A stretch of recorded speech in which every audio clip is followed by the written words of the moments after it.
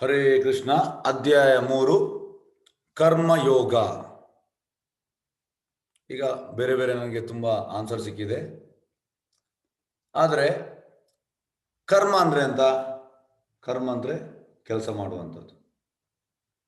ಈಗ ಹೆಚ್ಚಿನವ್ರು ಎಂತ ಹೇಳೋದಂದರೆ, ಕೃಷ್ಣ ಹೇಳಿದ್ದಾನೆ, ಇದು ನನ್ನ ಸಣ್ಣ ಒಂದು ಎಕ್ಸ್ಪೀರಿಯನ್ಸ್. ಈ ಪುಸ್ತಕ ವಿತರಣೆಗೆ ಹೋಗುವಾಗ ನಾವಲ್ಲಿ ಸ್ಟಾಲ್ ಹಾಕಿರ್ತೇವೆ ಮತ್ತು ಜನರಿಗೆ ನಾವು, ಸರ್ ಈ ಪುಸ್ತಕ ತಗೊಳ್ಳಿ. ಯಾಕೆ ಪುಸ್ತಕ ತಗೊಳ್ಬೇಕು? ಅಲ್ಲ ಸರ್, ಇದು ಕೃಷ್ಣನ ಉಪದೇಶ ಉಂಟು. ಅಲ್ಲಿ ನಾವು ಕೃಷ್ಣ ಅಲ್ಲಿ ಹೇಳಿದ್ದನ್ನು ನಾವು ಮಾಡ್ತಾ ಇದ್ದೇವೆ. ಎಂತ ಕೃಷ್ಣ ಎಂತ ಹೇಳಿದ್ದಾನೆ ಸರ್? ಅಲ್ಲ, ಕೃಷ್ಣ ಹೇಳಿದ್ದಾನೆ ಕರ್ಮ ಮಾಡಲಿಕ್ಕೆ, ನಾವು ಕೆಲಸ ಮಾಡ್ತಾ ಇದ್ದೇವೆ. ಸರ್ ಸಾರಿ, ಕೃಷ್ಣ ಕರ್ಮ ಮಾಡಲಿಕ್ಕೆ ಹೇಳಿದಲ್ಲ, ಕೃಷ್ಣ ಕರ್ಮ ಯೋಗ ಮಾಡಲಿಕ್ಕೆ. ಈಗ ನೀವು ಹೆಚ್ಚಿನವ್ರು ಹೇಳಿದ್ದೆಲ್ಲ ಕರ್ಮದ ಬಗ್ಗೆ. ಕರ್ಮ ಅಂದರೆ ನಾವು ಕೆಲಸ ಮಾಡೋದು, ನಮ್ಮ ಇಂದ್ರಿಯ ಸುಖ. ಹೇಗೆಂದರೆ, ಹೀಗಂದರೆ ನಮ್ಮ ಸ್ಟ್ಯಾಂಡರ್ಡ್ ಆಫ್ ಲಿವಿಂಗ್ ಜಾಸ್ತಿ ಆದ ಕೂಡಲೇ ನಾವೆಂತ ಮಾಡ್ತೇವೆ? ಮನೆ ಚೇಂಜ್ ಮಾಡ್ತೇವೆ, ನಮ್ಮ ಕಾರ್ ಚೇಂಜ್ ಮಾಡ್ತೇವೆ. ಹಣ ಬಂದ ಕೂಡಲೇ ನಮ್ಮದು ವೇ ಆಫ್ ಸ್ಟೈಲ್ ಚೇಂಜ್ ಆಗ್ತದೆ ಟೋಟಲಿ. ಇದು ಇಂದ್ರಿಯ ಸುಖ. ಇದು ನೀವು ಕರ್ಮ ಮಾಡ್ತಿದ್ದೀರಾ, ಅದು ಯಾರಿಗೆ ನೀವು ಎಂತ ಹೇಳೋದು? ಮೋಸ ಏನೂ ಇಲ್ಲ, ನೀವು ಒಳ್ಳೆ ರೀತಿಯಲ್ಲಿ ಕೆಲಸ ಮಾಡ್ತಿದ್ದೀರಿ, ಕರ್ಮ ಮಾತ್ರ. ಅದು ನಿಮ್ಮ ಇಂದ್ರಿಯ ಸುಖ, ಕೃಷ್ಣ ಇಲ್ಲ ಅಲ್ಲಿ. ಇದಕ್ಕೆ ಎಂತ ಆಗ್ತದೆ? ಶಾಸ್ತ್ರದಲ್ಲಿ ಎಂತ ಉಂಟ ಅಂದರೆ, ಈ ರೀತಿ ಕರ್ಮ ಮಾಡಿದರೆ ನಿಮಗೆ ನೆಕ್ಸ್ಟ್ ಸ್ವರ್ಗಲೋಕಕ್ಕೆ ಹೋಗ್ಬೋದು, ಇಲ್ಲದ್ರೆ ಬ್ರಹ್ಮಲೋಕ, ಈ ರೀತಿ ಯಾವ ಲೋಕಕ್ಕೆ ನಿಮ್ಗೆ ಹೋಗ್ಬೋದು, ದೇವತಾ ಲೋಕ. ನಿಮ್ಮ ಟೈಮ್ ಆದ ಕೂಡಲೇ ಮತ್ತೆ ನೀವು ವಾಪಸ್ ಬರಲೇಬೇಕು. ಕರ್ಮ ಯೋಗ, ಯೋಗ ಅಂದರೆ ಆ್ಯಡ್ ಮಾಡುವಂಥದ್ದು, ಕೃಷ್ಣನನ್ನು ಆ್ಯಡ್ ಮಾಡುವಂಥದ್ದು. ಹಾಗಾಗಿ ಈ ಕರ್ಮಯೋಗದಲ್ಲಿ ನಾನಾ ರೀತಿಯ ಇದುಂಟು. ನಿಷ್ಕಾಮ ಕರ್ಮ, ಸಕಾಮ ಕರ್ಮ, ಮತ್ತು ಹೆಚ್ಚಿನ ಜನರು ಮಾಡುವಂಥದ್ದು ಕರ್ಮಕಾಂಡ. ಕರ್ಮಕಾಂಡ ಅಂದರೆ ಕೆಲಸ ಮಾಡ್ತಿದ್ದಾರೆ ಕೃಷ್ಣ ಹೇಳಿದಾಗ. ಅಂದರೆ ಅವರು ಹೇಳುವುದು, ಭಗವದ್ಗೀತೆಯಲ್ಲಿ ಕೃಷ್ಣ ಹೇಳಿದ್ದಾನೆ ಕೆಲಸ ಮಾಡಬೇಕು. ಕೃಷ್ಣ ಹಾಗೆ ಹೇಳಿದಲ್ಲ. ಕೃಷ್ಣ ಹೇಳಿದಂತಂದರೆ, ನೀನು ನನ್ನ ಪ್ರಜ್ಞೆಯನ್ನು ಇಟ್ಕೊಂಡು ನನಗೋಸ್ಕರ ಕೆಲಸ ಮಾಡು. ಹಾಗಾಗಿ ಅದು ಲೆಟರ್ ಬರ್ತದೆ. ಈಗ ನಾವು ಸ್ಟಾರ್ಟ್ ಮಾಡುವ. ಯೋಗ ಅಂದರೆ ಆ್ಯಡ್ ಮಾಡುವಂಥದ್ದು, ಕರ್ಮ ಅಂದರೆ ಕೆಲಸ ಮಾಡುವಂಥದ್ದು. ಯಾರನ್ನು ಆ್ಯಡ್ ಮಾಡುವಂಥದ್ದು? ಕೃಷ್ಣನನ್ನು ಆ್ಯಡ್ ಮಾಡುವಂಥದ್ದು. ಈಗ ಅರ್ಜುನನ ಪ್ರಶ್ನೆ, ಏಕಂ ವಾದ, ಯಾವುದಾದ್ರೂ ಒಂದನ್ನು ಹೇಳು.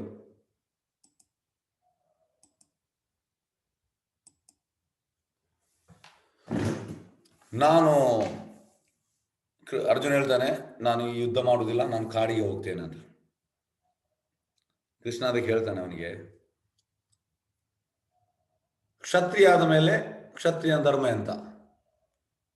ಕ್ಷತ್ರಿಯ ಧರ್ಮ ಯುದ್ಧ ಮಾಡುವುದು. ಹಾಗಾಗಿ ನೀನು ನನ್ನ ಪ್ರಜ್ಞೆ ಹಿಡ್ಕೊಂಡು ಯುದ್ಧ ಮಾಡು ಅಂತ ಕೃಷ್ಣ ಹೇಳ್ತಾನೆ. ಇಲ್ಲಿ ಅವಳು ಹೇಳ್ತಾನೆ, ನಾನು ಕಾಡಿಗೆ ಹೋಗಿ ಧ್ಯಾನ ಮಾಡಬೇಕಾ? ಆ ಧ್ಯಾನವು ದ್ವಾಪರ ಯುಗಕ್ಕೆ ಅಲ್ಲ, ಅದು ಸತ್ಯಯುಗಕ್ಕೆ, ಮತ್ತು ಈ ಕಲಿಯುಗಕ್ಕೆ ಕೂಡ ಅಲ್ಲ, ದಯವಿಟ್ಟು ತಿಳ್ಕೊಳ್ಳಿ. ಹಾಗಾಗಿ ಇವೆರಡು ಪ್ರಶ್ನೆ. ನಾನು ಈ ಕಾಡಿಗೆ ಹೋಗಿ ತಪಸ್ಸು ಮಾಡಬೇಕಾ, ಇಲ್ಲ ನಾನು ನಿನ್ನ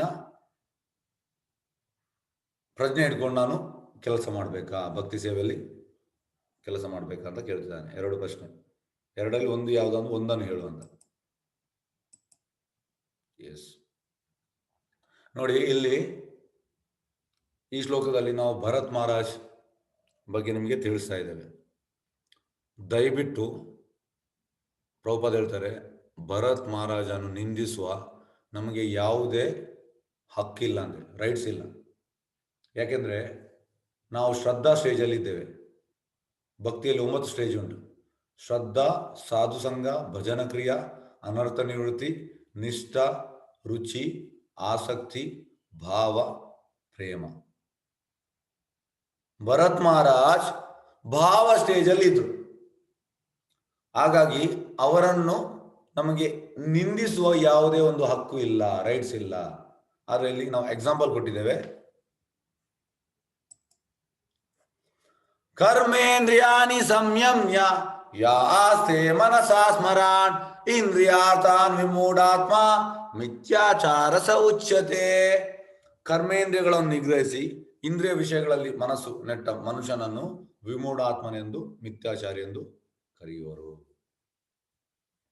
ಅಂದರೆ ಈ ಎಲ್ಲ ಕೆಲಸ ಬಿಟ್ಟು ಹೇಗೆ ಹೇಳ್ತಾರೆ ಅಂದರೆ, ಈ ಕಲಿಯುಗದಲ್ಲಿ ಹೆಚ್ಚಿನ ಜನರಿದ್ದು ಅಭಿಪ್ರಾಯ ಅಂತಂದ್ರೆ ಆಧ್ಯಾತ್ಮಿಕ ಅಂದ್ರೆ ಮನೆ ಬಿಟ್ಟು ಕಾವಿ ಬಟ್ಟೆ ಧರಿಸಿ ಹೋಗುವುದು. ಇದು ಅಲ್ಲ, ಇದು ಆಧ್ಯಾತ್ಮಿಕ ಅಲ್ಲ. ಅಂದ್ರೆ ಈ ಶ್ಲೋಕದಲ್ಲಿ ಅಂತ ಹೇಳ್ತಾರೆ ಅಂದ್ರೆ ಎಲ್ಲವನ್ನು ತ್ಯಜಿಸಿ, ಈಗ ಹೇಗಂದ್ರೆ ಪ್ರಭುಪಾದ್ ತುಂಬ ಸಮಯ ವೃಂದಾವನದಲ್ಲಿದ್ದರು. ಅವರು 1955ರಿಂದ 65 ತನಕ 10 ವರ್ಷ ವೃಂದಾವನದಲ್ಲಿ ರಾಧಾ ದಾಮೋದರ ಟೆಂಪಲ್ ಅಲ್ಲಿ ಇದ್ರು. ಹಾಗಾಗಿ ಅವರು ತುಂಬಾ ಮಂದಿಯನ್ನು ನೋಡಿದ್ದಾರೆ ಅಲ್ಲಿ. ಎಂತಂದ್ರೆ ಎಲ್ಲವನ್ನು ತ್ಯಜಿಸಿ ಬರುವುದು ವೃಂದಾವನಕ್ಕೆ, ಅಲ್ಲಿ ಬಂದು ವಾಪಸ್ ಅವರು ಈ ಎಂತ ತ್ಯಜಿಸಿ ಬಂದಿದ್ದಾರೆ, ವಾಪಸ್ ಅವರು ಒಂದ ಹುಡುಗಿಯರನ್ನು ಮದುವೆ ಆಗುವುದು, ಇಲ್ಲಾಂದ್ರೆ ಗಾಂಜೆ ಎಳೆಯುವುದು, ಇಲ್ಲಾಂದ್ರೆ ಕುಡಿಯುವುದು, ಈ ರೀತಿ ಎಲ್ಲ ಮಾಡ್ತಾ ಇದ್ರು. ಪ್ರಭುಪಾದ ಹೇಳ್ತಿದ್ರು, ಇದಕ್ಕೆ ಈ ಶ್ಲೋಕ ಪ್ರಭುಪಾದ ಹೇಳ್ತಿದ್ರು, ಕರ್ಮೇಂದ್ರಿಯಗಳನ್ನು ನಿಗ್ರಹಿಸಿ ಇಂದ್ರಿಯ ವಿಷಯದಲ್ಲಿ ಮನಸ್ಸು ನೆಟ್ಟ ಮನುಷ್ಯನನ್ನು ವಿಮೂಢಾತ್ಮ ಮಿಥ್ಯಾಚಾರಿ ಎಂದು ಕರೆಯುವರು. ಹಾಗಾಗಿ ಕಲಿಯುಗಕ್ಕೆ ಈ ಪ್ರೊಸೆಸ್ ಅಲ್ಲ. ಇದಕ್ಕೆ ಚೈತನ್ಯ ಮಹಾಪ್ರಭು ಹೇಳಿದ್ದಾರೆ. ಚೈತನ್ಯ ಮಹಾಪ್ರಭು ರಾಮಾನಂದರಾಯ, ಚೈತನ್ಯ ಮಹಾಪ್ರಭು ಹೇಗೆ ಕೃಷ್ಣನು, ರಾಮಾನಂದರಾಯ ಅರ್ಜುನ. ಹಾಗಾಗಿ ರಾಮಾನಂದರಾಯ ಹತ್ರ ಹೇಳಲಿಕ್ಕೆ ಹೇಳ್ತಾರೆ ಭಕ್ತಿ ಬಗ್ಗೆ. ನೋಡಿ, ಚೈತನ್ಯ ಮಹಾಪ್ರಭು ಯಾವಾಗಲೂ ಅವರ ಭಕ್ತರಲ್ಲಿ ಕೇಳಲಿಕ್ಕೆ ಅವರಿಗೆ ಇಚ್ಛೆ.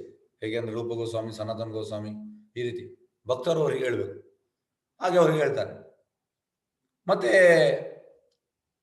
ರಾಮಾನಂದರಾಯ ಹೇಳ್ತಾನೆ, ಅಂದ್ರೆ ಬ್ರಾಹ್ಮಣ, ಕ್ಷತ್ರಿಯ, ವೈಶ್ಯ, ಶೂದ್ರ, ಮತ್ತೆ 4 ಅದೇ ವರ್ಣ, ಮತ್ತೆ 4 ಆಶ್ರಮ ಹೇಳ್ತಾನೆ. ಬ್ರಹ್ಮಚರ್ಯ, ಗೃಹಸ್ಥ, ವಾನಪ್ರಸ್ಥ, ಸನ್ಯಾಸ. ಈ ರೀತಿ ನಾವು ಕೃಷ್ಣ ಪ್ರಜ್ಞೆಯಲ್ಲಿ ಹೋಗ್ಬೇಕಂತ ಹೇಳ್ತಾರೆ. ಚೈತನ್ಯ ಮಹಾಪ್ರಭು ರಿಜೆಕ್ಟ್ ಮಾಡ್ತಾರೆ, ಇಲ್ಲ, ಅದನ್ನೆಲ್ಲ ರಿಜೆಕ್ಟ್ ಮಾಡ್ತಾರೆ. ಮತ್ತೆ ರಾಮಾನಂದರಾಯ ಕೇಳ್ತಾನೆ ಎಂತ ಮಾಡ್ಬೇಕಂತ.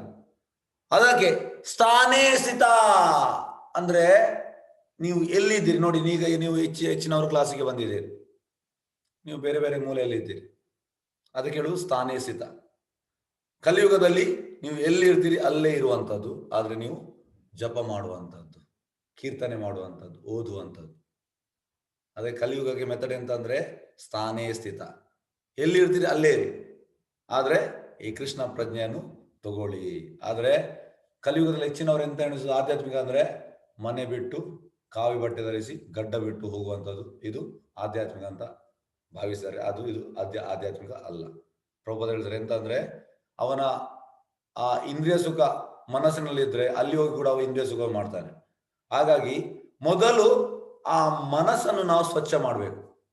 ಅದಕ್ಕೆ ನಾವು ಪ್ರೊಸೆಸ್ ಉಂಟು, ಆ ಪ್ರೊಸೆಸ್ ಅನ್ನು ನಾವು ಅಪ್ಲೈ ಮಾಡಬೇಕು. ಈಗ ನೋಡಿ, ಈಗ ಇಲ್ಲಿ ಭರತ್ ಮಹಾರಾಜ್ ಬಗ್ಗೆ ನಾನು ಸ್ವಲ್ಪ ನಿಮಗೆ ತಿಳಿಸ್ತೇನೆ. ಭರತ್ ಮಹಾರಾಜ್, ಪ್ರಭುಪಾದ ಹೇಳ್ತಾರೆ ಈ ಭಾಗವತಮಲ್ಲಿ ಭರತ್ ಮಹಾರಾಜ್ ಬಗ್ಗೆ ನೋಡಿ. ಭರತ್ ಮಹಾರಾಜ್ ಋಷಭದೇವನ ಮಗ. ಋಷಭದೇವನಿಗೆ 5ನೇ ಸ್ಕಂದದಲ್ಲಿ ಉಂಟು ಋಷಭದೇವನ ಬಗ್ಗೆ. ಋಷಭದೇವನಿಗೆ 100 ಮಕ್ಕಳಿದ್ರು, ಅದರಲ್ಲಿ 9 ಮಂದಿ ಪರಮಹಂಸರು, ಮತ್ತೆ ಭರತ್ ಮಹಾರಾಜ್ ಅವರ ಒಂದು ಮಗ. ಹಾಗಾಗಿ ಭರತ್ ಮಹಾರಾಜ್ ಈ ಭಕ್ತಿಯಲ್ಲಿ ಭಾವ ಸ್ಟೇಜ್ ಅಲ್ಲಿ ಇದ್ದ, 8ನೇ ಸ್ಟೇಜ್. ಭಾವ ಅಂದ್ರೆ ಆಲ್ಮೋಸ್ಟ್ ಲವ್, ಪ್ರೀತಿ, ಪ್ರೇಮ. ಅಂದ್ರೆ 90% ನೀವು ಪ್ರೇಮ ಸ್ಟೇಜ್ಗೆ ಬಂದಿದ್ದೀರಿ, ಇನ್ನೊಂದು 10% ಆಲ್ಮೋಸ್ಟ್ ಪ್ರೇಮ ಸ್ಟೇಜ್ಗೆ ಬರ್ಲಿಕ್ಕೆ ಉಂಟು. ಹಾಗಾಗಿ ಪ್ರಭುಪಾದ್ ಭರತ್ ಮಹಾರಾಜ್ ಬಗ್ಗೆ ಹೇಳುವಾಗ ಅಲ್ಲಿ ಅಯೋಧ್ಯೆಯ ವಿಷಯ ತರ್ತಾರೆ. ಅಯೋಧ್ಯೆಯಲ್ಲಿ ರಾಮನು ರಾಜ್ಯವನ್ನು ಮಾಡುವಾಗ ಎಲ್ಲ ಅಯೋಧ್ಯೆ ವಾಸಿಗಳಿಗೆ ಯಾವುದೇ ಒಂದು ಕೊರತೆ ಇರಲಿಲ್ಲ ಅಂತ. ಮತ್ತೆ ಎಲ್ಲರಿಗೆ ರಾಮ ಅಂದ್ರೆ ಪಂಚಪ್ರಾಣ. ಮತ್ತೆ ರಾಮನನ್ನು ದಶರಥ ಕಾಡಿಗಳಿಸುವಾಗ ಎಲ್ಲರೂ ನೆಲದಲ್ಲಿ ಬಿದ್ದು, ರಾಮ ನೀನು ಹೋಗ್ಬೇಡ, ರಾಮ ನೀನಿಲ್ಲದೆ ನಮ್ಗೆ ಏನಿಲ್ಲ, ಆ ರೀತಿ ಇತ್ತಂತೆ. ಅಂದ್ರೆ ಅಷ್ಟೊಂದು, ಆಕ್ಚುಲಿ ರಾಜ ಅಂದ್ರೆ ಈ ರೀತಿ ಇರ್ಬೇಕು ಪ್ರಜೆಗಳೊಟ್ಟಿಗೆ, ಅಷ್ಟು ಬಾಂಧವ್ಯದಲ್ಲಿ ಇರ್ಬೇಕು, ಅಷ್ಟು ಬಾಂಧವ್ಯದಲ್ಲಿ. ಪ್ರಭುಪಾದ ಹೇಳ್ತಾರೆ, ಹೇಗೆ ರಾಮನು ಅಯೋಧ್ಯದಲ್ಲಿ ಅವನ ಜನಗಳೊಟ್ಟಿಗೆ, ಪ್ರಜೆಗಳೊಟ್ಟಿಗೆ ಬಾಂಧವ್ಯದಲ್ಲಿದ್ದನೋ, ಅದೇ ರೀತಿ ಭರತ್ ಮಹಾರಾಜ್ ಕೂಡ ಆ ರೀತಿ ಇದ್ರು. ಭರತ್ ಮಹಾರಾಜ್ ರಾಜ್ಯವನ್ನು ಮಾಡುವ ಮುಂಚೆ ಭಾರತಕ್ಕೆ, ಇಡೀ ನಮ್ಮ ಎಂತ ಹೇಳುದು, ಇಡೀ ವಿಶ್ವಕ್ಕೆ ಇಲಾವೃತ ವರ್ಷ ಅಂತ ಇತ್ತು. ಮತ್ತೆ ಭರತ್ ಮಹಾರಾಜ್ನವರ ಆ ರೂಲಿಂಗ್ ಅನ್ನು ನೋಡಿ ಮತ್ತೆ ಭಾರತ ಅಂತ ಹೆಸರು ಬಂತು. ಹಾಗಾಗಿ ಭರತ್ ಮಹಾರಾಜ್ ಮಾಮೂಲಿ ಜನ ಅಲ್ಲ. ಭರತ್ ಮಹಾರಾಜ್ ಸಣ್ಣ ಪ್ರಾಯ, ಹೆಂಡತಿ ಮಕ್ಕಳು ಮತ್ತವರ ರಾಜ್ಯವನ್ನು ತ್ಯಜಿಸಿ ಕಾಡಿಗೆ ಹೋಗ್ತಾರೆ. ನೋಡಿ, ಮತ್ತೆ ಇದು ಸತ್ಯಯುಗ. ಈ ಯುಗದಲ್ಲಿ ಕಾಡಿಗೆ ಹೋಗುವುದು ಅನುಮತಿ ಇಲ್ಲ ಈ ಯುಗದಲ್ಲಿ. ಏಕೆಂದ್ರೆ ಧ್ಯಾನವು ಸತ್ಯಯುಗದಲ್ಲಿ, ಈ ಯುಗದಲ್ಲಿ ಧ್ಯಾನ ಅಲ್ಲ. ಹಾಗಾಗಿ ಎಲ್ಲವನ್ನು ತ್ಯಜಿಸಿ ಹೋಗ್ತಾರೆ. ಅಲ್ಲಿ ಪ್ರಭುಪಾದ್ ಮೆನ್ಷನ್ ಮಾಡ್ತಾರೆ, ಈಗ ನಾವು ಮಲ ವಿಸರ್ಜನೆ ಮಾಡಿದ ಮೇಲೆ ನಾವು ಅದನ್ನು ನೋಡ್ತೇವಾ? ಇಲ್ಲ. ಅದೇ ರೀತಿ ಮಲವನ್ನು ಹೇಗೆ ನಾವು ನೋಡುದಿಲ್ಲ, ಅದೇ ರೀತಿ ಅವರ ಹೆಂಡತಿ ಮಕ್ಕಳು ಮತ್ತೆ ರಾಜ್ಯವನ್ನು ಹಿಂದೆ ನೋಡದೆ ಬಂದ್ರಂತೆ. ಯಾಕೆ ಹೋದ್ರು? ಕೃಷ್ಣನಲ್ಲಿ ಸಮಾಧಿ ಆಗ್ಲಿಕ್ಕೆ. ಇದಕ್ಕೆ ಅವರು ಕಾಡಿಗೆ ಹೋದ್ರು. ಮತ್ತೆ ಅಲ್ಲಿ ಹೋಗ್ತಾ ಎಂತಾಯ್ತಂದ್ರೆ, ಕಾಡಿಗೆ ಹೋದ್ರು, ಅಲ್ಲಿ ಒಂದು ಗರ್ಭಿಣಿ ಜಿಂಕೆ ನೀರಲ್ಲಿ ಬಿದ್ದಿತ್ತು. ಮತ್ತೆ ಹೇಗೆಂದ್ರೆ ಶುದ್ಧ ಭಕ್ತರು ನೋಡಿ, ಭರತ್ ಮಹಾರಾಜ್ ಮಾಮೂಲಿ ಜನ ಅಲ್ಲ, ಅವರು ಕೂಡ ಶುದ್ಧ ಭಕ್ತರೇ. ಶುದ್ಧ ಭಕ್ತರಿಗೆ ಹೇಗೆ ಅಂದ್ರೆ ಪ್ರಭುಪಾದ ಹೇಳ್ತಾರೆ, ಬ್ರಹ್ಮಭೂತ ಪ್ರಸನ್ನಾತ್ಮ ನ ಶೋಚತಿ ನ ಕಾಂಕ್ಷತಿ ಸಮಾ ಸರ್ವೇಶು ಭೂತೇಶು ಮದ್ಭಕ್ತಿ ಲಭತೆ ಪರ. ಅಂದ್ರೆ ಎಲ್ಲಾ ಜೀವಿಗಳನ್ನು ಒಂದೇ ರೀತಿ ಕಾಣ್ತಾರೆ. ಈಗ ನಾವು ಹಾಗೆಲ್ಲ. ಕಲಿಯುಗದಲ್ಲಿ ಈಗ ಒಂದು ಫ್ಯಾಷನ್ ಆಗಿದೆ, ಮನೆ ಒಳಗೆ ನಾಯಿಯನ್ನು ಬೆಡ್ಡಲ್ಲಿ ಮಲಗಿಸುವಂಥದ್ದು. ಇದು ಪಾಶ್ಚಾತ್ಯ ದೇಶವನ್ನು ನಾವು ನೋಡಿ ಕಲಿತಾ ಇದ್ದೇವೆ. ಆದರೆ ಶಾಸ್ತ್ರದಲ್ಲಿ ಹೇಗುಂಟಂದ್ರೆ, ನಾಯಿ ಕೂಡ ಒಂದು ಮರ್ಯಾದೆ ಉಂಟು. ಅಂದ್ರೆ ಈಗ ನೀವು ಯಾರಿಗಾದ್ರೂ ನೀವು ಊಟ ಹಾಕಿದ್ರೆ ಅದರ ಋಣವನ್ನು ಅಷ್ಟು ತೀರಿಸ್ಲಿಕ್ಕಿಲ್ಲ, ಅಂದ್ರೆ ಕೃತಜ್ಞ ಅಷ್ಟು ಆಗ್ಲಿಕ್ಕಿಲ್ಲ. ಆದ್ರೆ ನಾಯಿ ನೀವು ಊಟ ಹಾಕಿದ್ರೆ ಅದು ಯಾವಾಗಲೂ ನಿಮಗೆ ಲಾಯಲ್ ಆಗಿರ್ತದೆ. ಇದು ನಾಯಿದೊಂದು ಗುಣ. ಮತ್ತೆ ಹಿಂದಿನ ಕಾಲದಲ್ಲಿ ಹೇಗಂದ್ರೆ, ಎಕರೆ ಗಟ್ಟಲೆ ಜಾಗಿ ನಾಯಿಯೊಂದು ಹೊರಗೆ ಎತ್ತು, ಅಂದ್ರೆ ಯಾರು ಕಳ್ಳರು ಬರುವಾಗ ಅದು ಊಟ ಹಾಕಿದಕ್ಕೆ ಅದರ ಕೆಲಸ ಮಾಡ್ತದೆ. ಈ ರೀತಿ ಇತ್ತು. ಹೇಗೆ ಹೇಳ್ತಾರೆ ಅಂದ್ರೆ, ಈಗ ನಮ್ಮ ಸ್ಪೋರ್ಟ್ಸ್ನವರು, ಕ್ರಿಕೆಟ್ ಸ್ಟಾರ್ ಆಗಲಿ, ಫುಟ್ಬಾಲ್ ಪ್ಲೇಯರ್ಸ್ ಮತ್ತೆ ಫಿಲ್ಮ್ ಸ್ಟಾರ್ಸ್, ಅವ್ರು ಹಾಕುವ ಆ ಅಡ್ರೆಸ್ ಶೂ ಅದಕ್ಕೆ 50,000 1,00,000 ಎಲ್ಲ ಉಂಟು. ಆದರೆ ಅದನ್ನು ನಮಗೆ ತಲೆಗೆ ಹಾಕ್ಲಿಕ್ಕೆ ಆಗುದಿಲ್ಲ, ಕಾಲಿಗೆ ಹಾಕಬೇಕು. ಅದೇ ರೀತಿ ನಾಯಿಗೆ ಒಂದು ಡ್ಯೂ ರೆಸ್ಪೆಕ್ಟ್ ಉಂಟು ಮನೆ ಹೊರಗೆ. ಆದರೆ ಈಗ ಎಂತಾಗಿದೆ ಕಲಿಯುಗದಲ್ಲಿ, ಮನೆ ಒಳಗೆ ಬೆಡ್ಡಲ್ಲಿ, ಅದು ಕೂಡ ಹೇಗೆ ಅಂದ್ರೆ ಕಾಂಪಿಟೇಷನ್. ಹೀಗೆ ಮಾಡ್ತಾರೆ, ನಿನ್ನ ಹತ್ರ ಯಾವ ನಾಯಿ ಇರೋದು? ನನ್ನ ಹತ್ರ ಅದೊಂದು 25,000 ನಾಯಿ. ನನ್ನ ಹತ್ರ ಒಂದು 50,000 ಆ ಬ್ರೀಡ್ ಉಂಟು. ಈ ರೀತಿ ಜನರು ಆ ನಾಯಿ ಬಗ್ಗೆ ಮಾತಾಡೋದು.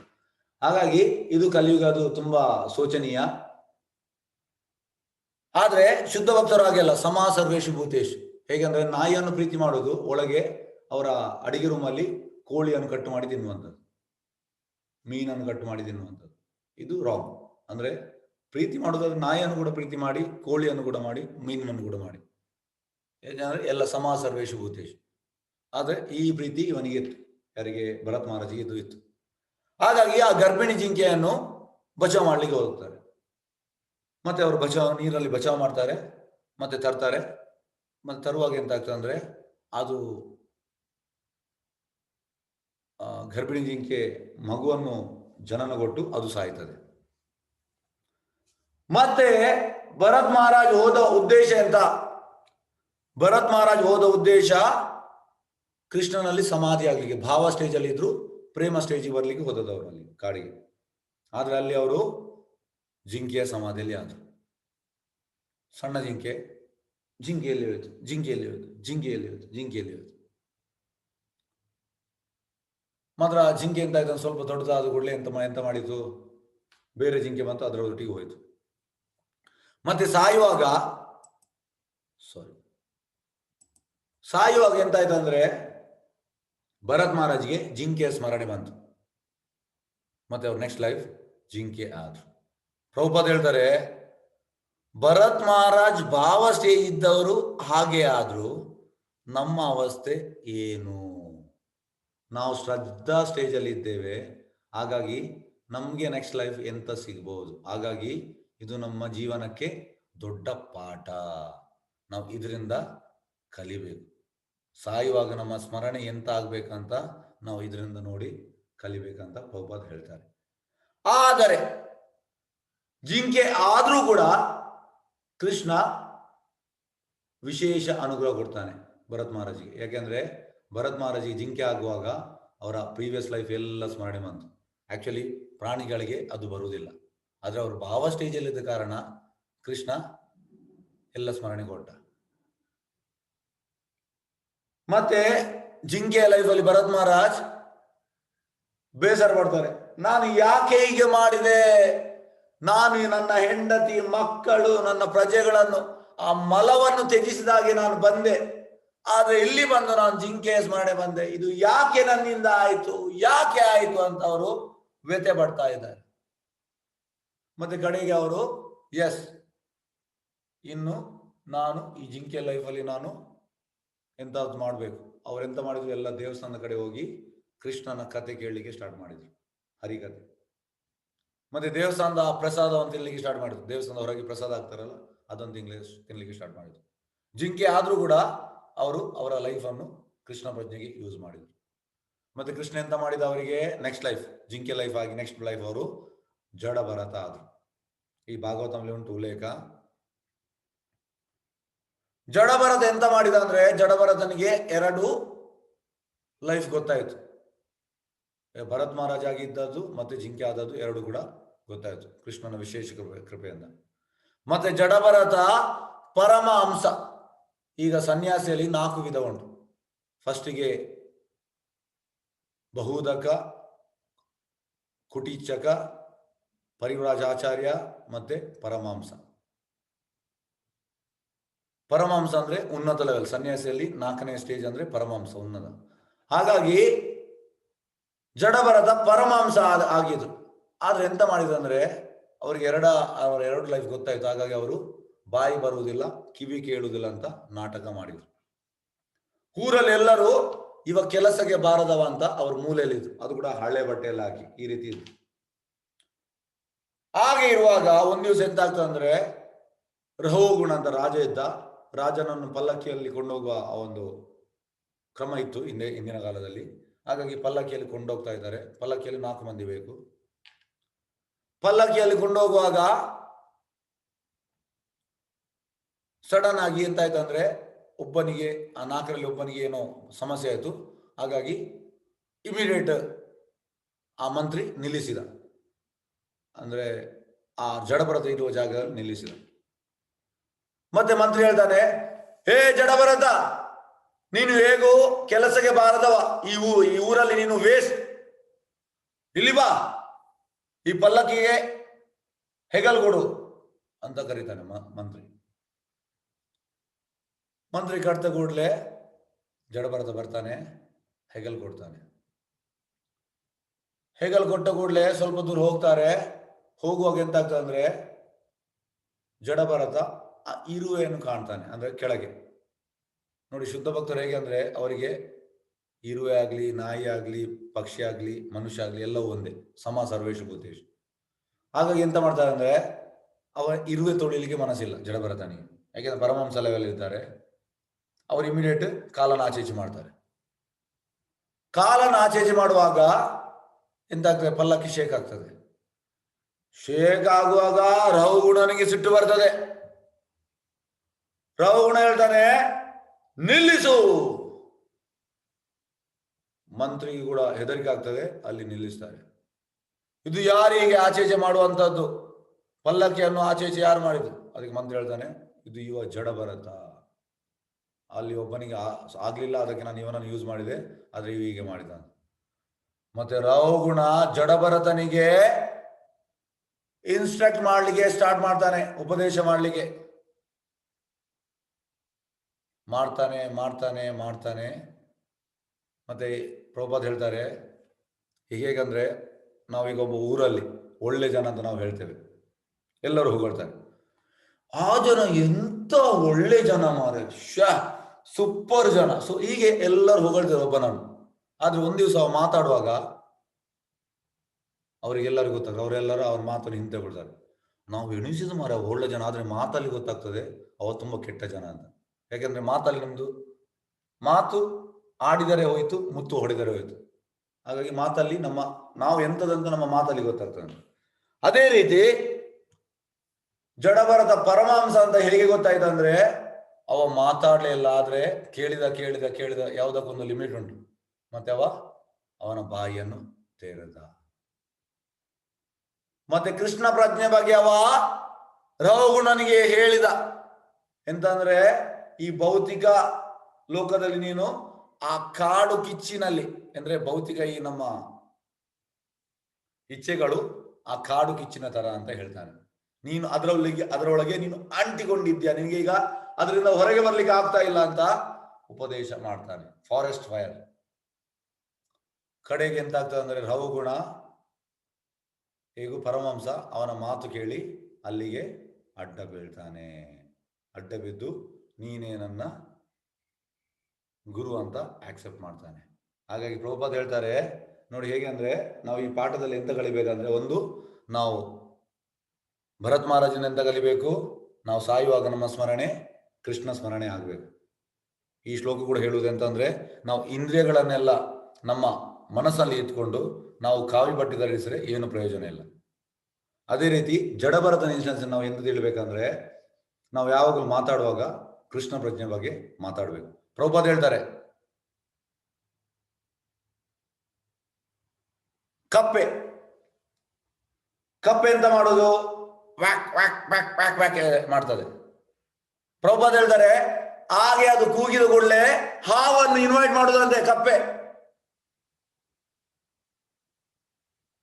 ಆ ಒಂದು ಗುಂಡಿ ತೋಡಿ ಇರ್ತದೆ, ಒಂದು ಎಂತ ಹೋಲ್ ಮಾಡಿರ್ತದೆ, ಅಲ್ಲಿ ಇರ್ತದೆ, ಮತ್ತೆ ವ್ಯಾಕ್ ವ್ಯಾಕ್ ಮಾಡ್ತದೆ, ಅಲ್ಲಿಗೆ ಹಾವು ಬರ್ತದೆ, ತಿಂತದೆ.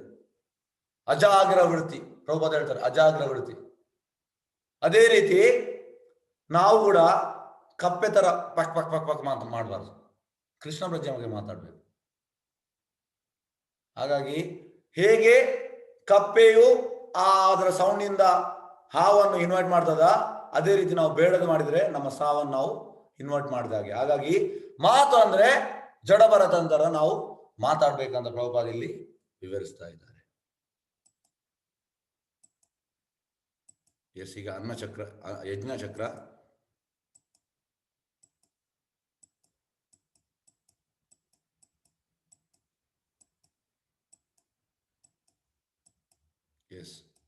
ನೋಡಿ, ಈಗ ಯಜ್ಞದ ಚಕ್ರ 14ನೇ ಮತ್ತೆ 15ನೇ ಶ್ಲೋಕ. ಈಗ ಯಜ್ಞದ ಪ್ರಭು ಯಾರು? ಯಜ್ಞದ ಪ್ರಭು ಕೃಷ್ಣ. ಈಗ ಹೆಚ್ಚಿನವ್ರು ಹೇಗಂದ್ರೆ, ಯಜ್ಞ ಮಾಡ್ತಾರೆ, ಅವರಿಗೆ ಯಜ್ಞದ ಪ್ರಭು ಗೊತ್ತಿಲ್ಲ. ಯಾರನ್ನು ಪ್ಲೀಸ್ ಮಾಡ್ಲಿಕ್ಕೆ ಯಜ್ಞ ಮಾಡೋದು? ಯಜ್ಞ ಮಾಡೋದು ನಾವು ಕೃಷ್ಣನನ್ನು ಪ್ಲೀಸ್ ಮಾಡ್ಲಿಕ್ಕೆ. ಇದು ಹೇಗೆ ತಿಳಿತದೆ ನಮಗೆ? ಇದು ವೇದಗಳಲ್ಲಿ ತಿಳಿತದೆ. ಸೆಕೆಂಡ್, ಕೃಷ್ಣನ ಬಗ್ಗೆ ಎಲ್ಲಿ ತಿಳಿತದೆ? ವೇದಗಳಲ್ಲಿ ಎಂತ ಹೇಳ್ತಾ ಇದ್ದಾರೆ? ಕರ್ತವ್ಯ ಅಂದ್ರೆ ನೋಡಿ, ದಯವಿಟ್ಟು ತಿಳಿಯಿರಿ, ಇದು ತುಂಬಾ ಇಂಪಾರ್ಟೆಂಟ್, ಬರ್ತಗೊಳ್ಳಿ. ಪ್ರಭುಪಾದ ಹೇಳ್ತಾರೆ, 24ರಲ್ಲಿ 3 ಭಾಗ ಮಾಡಿದ್ದಾರೆ. 8 8 8 8 ದೇಹಕ್ಕೆ, 8 ಮನಸ್ಸಿಗೆ, 8 ಆತ್ಮಕ್ಕೆ. 8 ದೇಹಕ್ಕೆ ಅಂದ್ರೆ ಪ್ರಭುಪಾದ ಹೇಳ್ತಾರೆ ನೋಡಿ, ಪ್ರಭುಪಾದ 2 ಗಂಟೆ ಮಲಗ್ತಾ ಇದ್ದದ್ದು, ಆದ್ರೆ ನಾವು ಆ ರೀತಿ ಮಾಡ್ಲಿಕ್ಕಿಲ್ಲ. ಯಾಕೆಂದ್ರೆ ಶುದ್ಧ ಭಕ್ತರ, ಪ್ರಭುಪಾದ ಹೇಳ್ತಾರೆ, ಅನುಸರಣೆ ಅನುಕರಣೆ.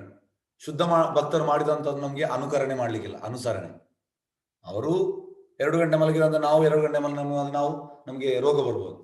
ಹಾಗೆ ಶಾಸ್ತ್ರದಲ್ಲಿ ಹೇಗೆ ಉಂಟಂದ್ರೆ 6 ಗಂಟೆ ಮಲಗಿ, 6 ಗಂಟೆ ನಿದ್ರೆ ಸಾಕಂತೆ.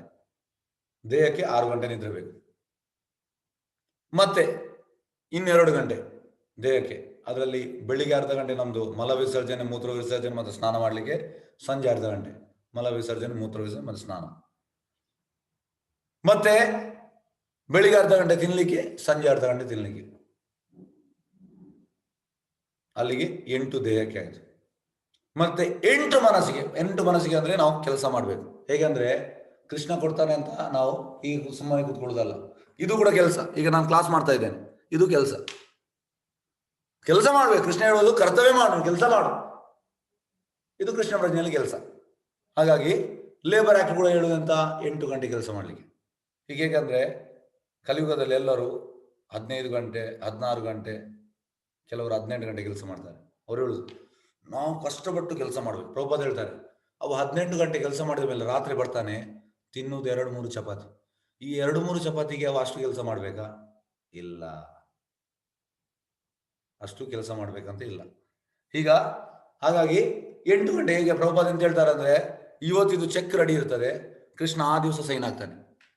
ಒಬ್ಬ 8 ಗಂಟೆ ಕೆಲಸ ಮಾಡಿದ್ದಾನೆ, ಇನ್ನೊಬ್ಬ 18 ಗಂಟೆ ಕೆಲಸ ಮಾಡಿದ್ದಾನೆ.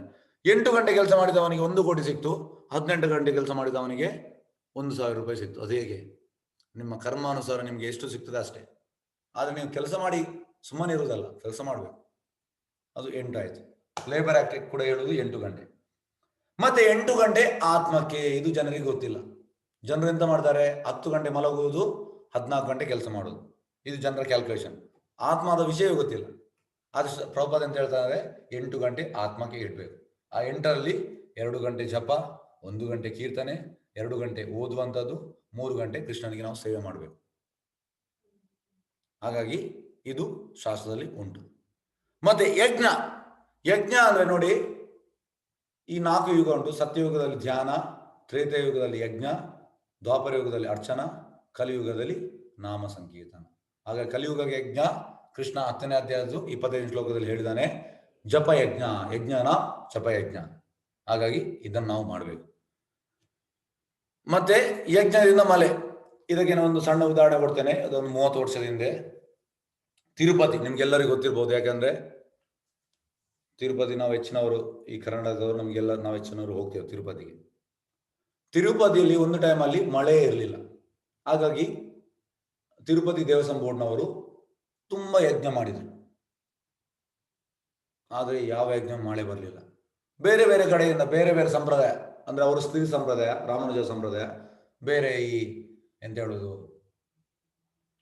ರುದ್ರ ಸಂಪ್ರದಾಯ, ಮತ್ತೆ ಕುಮಾರ ಸಂಪ್ರದಾಯ, ಅವರನ್ನೆಲ್ಲ ಕರೆದ್ರು, ಬೇರೆ ಬೇರೆ ಯಜ್ಞ ಮಾಡಿದ್ರು. ಅದಾಗಲಿಲ್ಲ. ಲಾಸ್ಟ್ಗೆ ನಮಗೆ ಇಸ್ಕಾನ್ಗೆ ಅಪ್ರೋಚ್ ಆದ್ರು, ನೀವು ಕೂಡ ಒಂದು ಯಜ್ಞ ಮಾಡಿ, ಮಳೆ ಬರಲಿಲ್ಲ ಅಂತ. ಅದಕ್ಕೆ ನಾವು ಹೇಳಿದೆವು, ಎಸ್, ನಮ್ಮ ಜಪ ಸಂಕೀರ್ತನ ಯಜ್ಞ, ಕಲಿಯುಗಕ್ಕೆ ಸಂಕೀರ್ತನ ಯಜ್ಞ. ಅದಕ್ಕೆ ಅವ್ರು ಹೇಳಿದ್ರು, ಆಯ್ತು, ಓಕೆ ಮಾಡಿ ಅಂತ. ಹಾಗೆ ದೇವಸ್ಥಾನಕ್ಕೆ ಪ್ರದಕ್ಷಿಣೆ ಬರುವಾಗ ಫಸ್ಟ್ ಪ್ರದಕ್ಷಿಣೆ ಹೀಗೆ ಕೀರ್ತನ ಮಾಡ್ತಾ ನಾವು 100 ಮಂದಿ ಹೋಗಿ, ನಾನಲ್ಲ, ಸೀನಿಯರ್ ಡಿವೋಟೀಸ್ ಅವರಲ್ಲಿ ಹೋಗಿ ಆ ಕೀರ್ತನ ಮಾಡಿ ಎಂಡ್ ಆಗುವಾಗ ಆ ಸಂಕೀರ್ತನ ನೋಡಿ ಎಷ್ಟು ಪವರ್ಫುಲ್ ಅಂದ್ರೆ, ಸಂಕೀರ್ತನ ಮಾಡಿ ಎಂಡ್ ಒಂದು ಪ್ರದಕ್ಷಿಣೆ ಮಾಡುವಾಗ ಅಲ್ಲಿ ಮಳೆ ಬಂತು. ತಿರುಪತಿ ದೇವಸ್ಥಾನ ಬೋರ್ಡ್ನವ್ರಿಗೆ ಎಷ್ಟು ಖುಷಿ ಆಯ್ತಂದ್ರೆ, ಅವರ ಖುಷಿಯಿಂದ ನಮ್ಗೆ ಅಲ್ಲಿ ಒಂದು ಜಾಗ ಕೊಟ್ಟಿದ್ದಾರೆ. ಈಗ ನಮ್ದು ಕೆಳಗೆ ತಿರುಪತಿಯಲ್ಲಿ ಒಂದು ದೇವಸ್ಥಾನ ಇಸ್ಕಾನ್ ಉಂಟು. ಆ ಜಾಗವು ತಿರುಪತಿ ದೇವಸ್ಥಾನ ಬೋರ್ಡ್ನವರು ಫ್ರೀ ನಮ್ಗೆ ಕೊಟ್ಟದ್ದು. ಹಾಗಾಗಿ ಕಲಿಯುಗಕ್ಕೆ ಹರಿನಾಮ ಸಂಕೀರ್ತನ. ವೇದವ್ಯಾಸರು ಎಂತ ಹೇಳಿದ್ದಾರೆ ಅಂದ್ರೆ, ಹರಿನಾಮ ಹರಿನಾಮ ಹರಿನಾಮ ಏವ ಕೇವಲಂ ಕಲೋ ನಾಸ್ತಿ ಏವಾ ನಾಸ್ತಿ ಏವಾ ನಾಸ್ತಿ ಗತಿರನ್ಯತಾ. ಅಂದ್ರೆ ವೇದವ್ಯಾಸರು ಒಮ್ಮೆ ಹೇಳಿದ್ರೆ ಅದು ಇಂಪಾರ್ಟೆಂಟ್. ವೇದವ್ಯಾಸರು 3 ಬಾರಿ ಹೇಳಿದ್ದಾರೆ, ಹರಿನಾಮ ಹರಿನಾಮ ಹರಿನಾಮ. ಹಾಗಾಗಿ ಕಲಿಯುಗಕ್ಕೆ ಹರಿನಾಮ. ಹರಿನಾಮದಿಂದ ನೀವು ಯಜ್ಞದಿಂದ ನಿಮಗೆ ಮಳೆ ಬರ್ತದೆ. ಈ ಮಳೆಯಿಂದ ಎಂತಾಗ್ತದೆ, ಧಾನ್ಯ ಆಗ್ತದೆ. ಆ ಧಾನ್ಯವನ್ನು ನಾವು ಮತ್ತೆ ಅದರಲ್ಲಿ ದೇವರಿಗೆ ನೈವೇದ್ಯ ಮಾಡಿ ವಾಪಸ್ ಕೃಷ್ಣನಿಗೆ ಕೊಡುವುದು. ಹಾಗಾಗಿ ಕೃಷ್ಣನಿಂದ ಬಡುವುದು, ಕೃಷ್ಣನಿಗೆ ಕೊಡುವುದು. ಈಗ ಜಗತ್ತಿನಲ್ಲಿ ಶಾಂತಿ ಯಾಕಿಲ್ಲ ಅಂದ್ರೆ, ಕೃಷ್ಣ ಇಲ್ಲ, ಹೋಗ್ತಾರ ಅವರು. ಹಾಗಾಗಿ ಸೆಂಟ್ರಲ್ಲಿ ಕೃಷ್ಣ, ಎಲ್ಲದಕ್ಕೂ ಕೃಷ್ಣ ಕಾರಣ. ನೋಡಿ, ಪ್ರಭುಪಾದ್ ಅವರ ಕೊನೆಯ ಅವ್ರ ಬೆಡ್ಡಲ್ಲಿ ಇರುವಾಗ ಲಾಸ್ಟ್ ಸ್ಟೇಜಲ್ಲಿ ಎಲ್ಲ ಶಿಷ್ಯರು ಕೂಗ್ಲಿಕ್ಕೆ ಸ್ಟಾರ್ಟ್ ಮಾಡಿದ್ರು. ಆಗ ಪ್ರಭುಪಾದ್ ಲಾಸ್ಟ್ ಒಂದು ಮಾತು ಹೇಳಿದ್ರು, ಎಲ್ಲವೂ ನಡೆಯುವುದು ಕೃಷ್ಣನ ಇಚ್ಛೆಯಲ್ಲಿ. Everything is moving under the will of Krishna, Prabhupad ಹೇಳಿದ್ರು.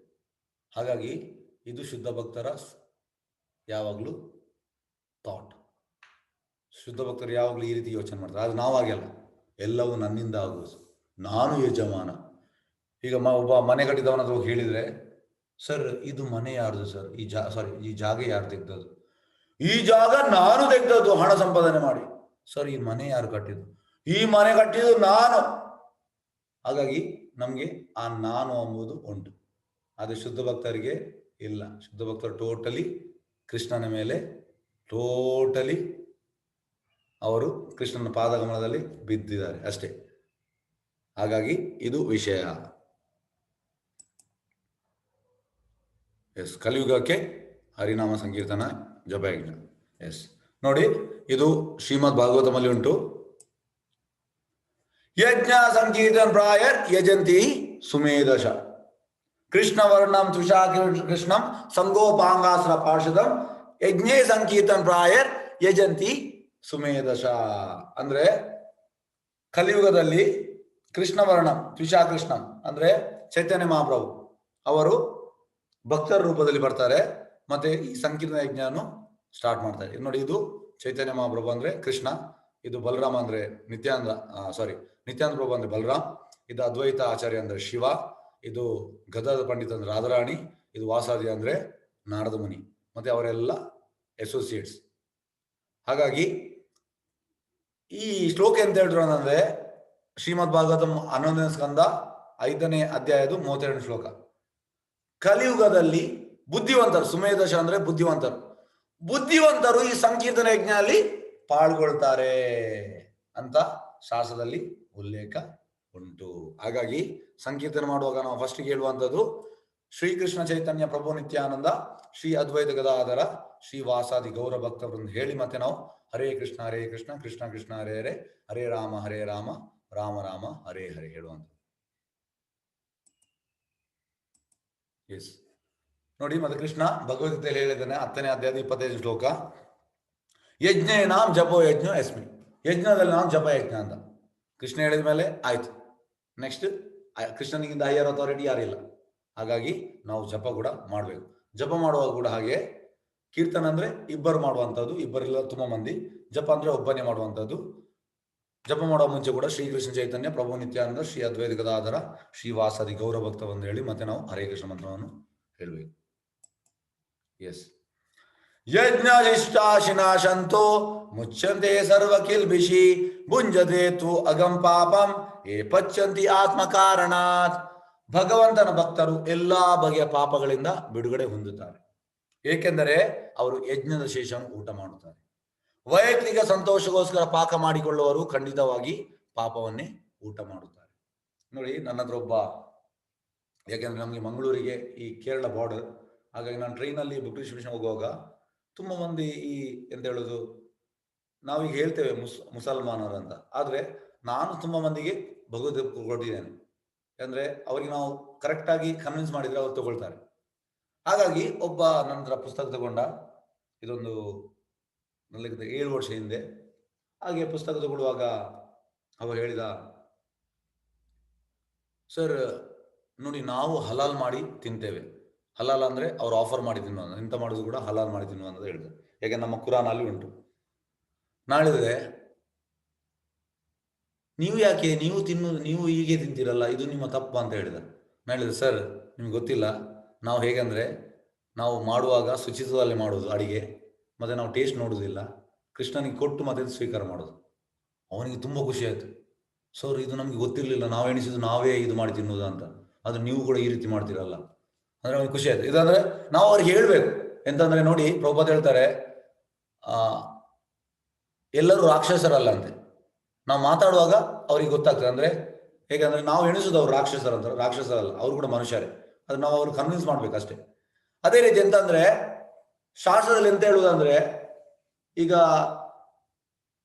ಈ ಸೋಕಾಲ್ಡ್ ಆಧ್ಯಾತ್ಮಿಕ ಸಂಸ್ಥೆಗಳು, ನಿರಾಕಾರವಾದಿ ಮಾಯವಾದಿ ಸಂಸ್ಥೆಗಳು, ಅವರೆಲ್ಲ ಅವರ ಪ್ರೊಫೈಲ್ ಅಲ್ಲಿ ಐ ಆಮ್ ವೆಜಿಟೇರಿಯನ್. ಪ್ರಭುಪಾದ ಹೇಳ್ತಾರೆ, ನೀವು ವೆಜಿಟೇರಿಯನ್ ಅಂತ ನಿಮ್ಗೆ ಅಹಂಕಾರ ಬೇಡ ಅಂದ್ರೆ. ತುಂಬಾ ಮಾಯವಾದಿಗಳು ಪ್ರಭುಪಾದ ಹತ್ರ ಬಂದು ಹೇಳ್ತಾರೆ, ನಾವು ಕೂಡ ಸಸ್ಯಾಹಾರಿ. ಪ್ರಭುಪಾದ ಹೇಳ್ತಾರೆ, ಮಂಗ ಕೂಡ ಸಸ್ಯಾಹಾರಿ, ಆನೆ ಕೂಡ ಸಸ್ಯಾಹಾರಿ, ಹಾಗಾಗಿ ಅದರಲ್ಲಿ ದೊಡ್ಡ ವಿಷಯ ಏನಿಲ್ಲ. ಓಕೆ, ಮಾಂಸಾಹಾರಿಗಿಂತ ನೀವು ಸಸ್ಯಾಹಾರಿ ಆಗ್ಬೋದು, ಅದು ಒಂದು ಲೆವೆಲ್ ಓಕೆ.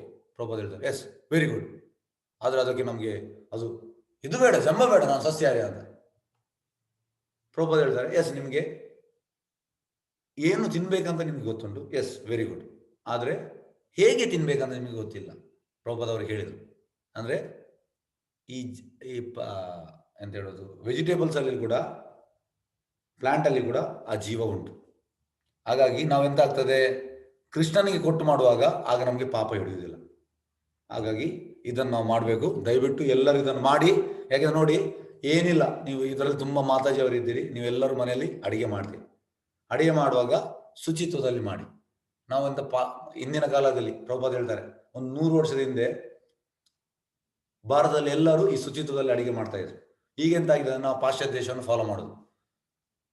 ಮತ್ತೆ ಬ್ರಿಟಿಷರು ಕೂಡ ಬಂದರು, ಅವರೆಂತ ಮಾಡೋದು, ಟಾಯ್ಲೆಟ್ ಹೋಗಿ ಕೂಡ ಅಡಿಗೆ ಮಾಡ್ತಾರೆ. ಈ ರೀತಿ ಮಾಡಬಾರ್ದು. ನಾವು ಸ್ನಾನ ಮಾಡಿ ಶುಚಿತ್ವದಲ್ಲಿ ನಾವು ಅಡಿಗೆ ಮಾಡಬೇಕು. ಮತ್ತೆ ಟೇಸ್ಟ್ ನೋಡಬಾರ್ದು. 5 ನಿಮಿಷ ಹೇಗೂ ನೀವು ಊಟ ಮಾಡ್ತೀರಿ, 5 ನಿಮಿಷ ಕೃಷ್ಣನಿಗೆ ಫೋಟೋದ ಮೇಲೆ ಈಗ ಇಡಿ. ಕೃಷ್ಣ ಎಂತ ಹೇಳ್ತಾರೆ ಅಂದ್ರೆ, ಈ ಬ್ರಹ್ಮ ಸಂಹಿತದಲ್ಲಿ, ಅಂಗಾನಿ ಯಸ್ಯ ಸಕಲೇಂದ್ರಿಯ ವೃತ್ತಿ ಮಂತಿ ಪಶ್ಯಂತಿ ಪಾಂತಿ ಕಲಯಂತಿ ಚಿರಂ ಜಗಂತಿ ಆನಂದ ಚಿನ್ಮಯ ಸದುಜ್ವಲ ವಿಗ್ರಹಸ್ಯ ಗೋವಿಂದಮಾದಿ ಪುರುಷಂ ತಮಹಂ ಭಜಾಮಿ. ಅಂದ್ರೆ ನಮ್ಗೆ ತಿನ್ಲಿಕ್ಕೆ ಆಗೋದು ನಮ್ಮ ಬಾಯಿಯಿಂದ ಮಾತ್ರ, ಆದ್ರೆ ಕೃಷ್ಣನಿಗೆ ಎಲ್ಲ ಅಂಗದಿಂದ ತಿನ್ಲಿಕ್ಕೆ ಆಗ್ತದೆ. ಕೃಷ್ಣ ಹೇಗಂದ್ರೆ, ಈಗ ನೋಡಿದ್ರೆ ತಿಂದ ಹಾಗೆ. ಕೃಷ್ಣನ ಕೈಯಿಂದ ತಿನ್ಬಹುದು, ಕೃಷ್ಣನ ಈ ಕೂದಲಿನ ತಿನ್ಬಹುದು, ಕೃಷ್ಣನ ಕಣ್ಣಿನಿಂದ ತಿನ್ಬಹುದು, ಎಲ್ಲ ಅಂಗದಿಂದ ತಿನ್ಬಹುದು. ಕೃಷ್ಣನ ಹೆಸರು ಭಾವಗ್ರಾಹಿ ಜನಾರ್ದನ. ನೀವು ಭಾವದಿಂದ ಕೊಟ್ರೆ ಕೃಷ್ಣ ಸ್ವೀಕಾರ ಮಾಡ್ತಾನೆ. ಹಾಗಾಗಿ ದಯವಿಟ್ಟು ಎಲ್ಲರೂ ಮನೆಯಲ್ಲಿ ಅಡಿಗೆ ಮಾಡ್ತೀರಿ, ಕೃಷ್ಣನಿಗೆ ಕೊಟ್ಟು ಮಾಡಿ. ಮತ್ತೆ ನೋಡಿ, ನೀವು ಯಾವಾಗ ನೀವು ಕೃಷ್ಣ ಪ್ರಸಾದ ತಿನ್ಲಿಕ್ಕೆ ಸ್ಟಾರ್ಟ್ ಮಾಡ್ತೀರಿ, ನಿಮ್ಮ ಪ್ರಜ್ಞೆಯು ಕೃಷ್ಣ ಪ್ರಜ್ಞೆ ಆಗ್ತದೆ. ಇದರಲ್ಲಿ ಡೌಟೇ ಇಲ್ಲ. ಎಸ್,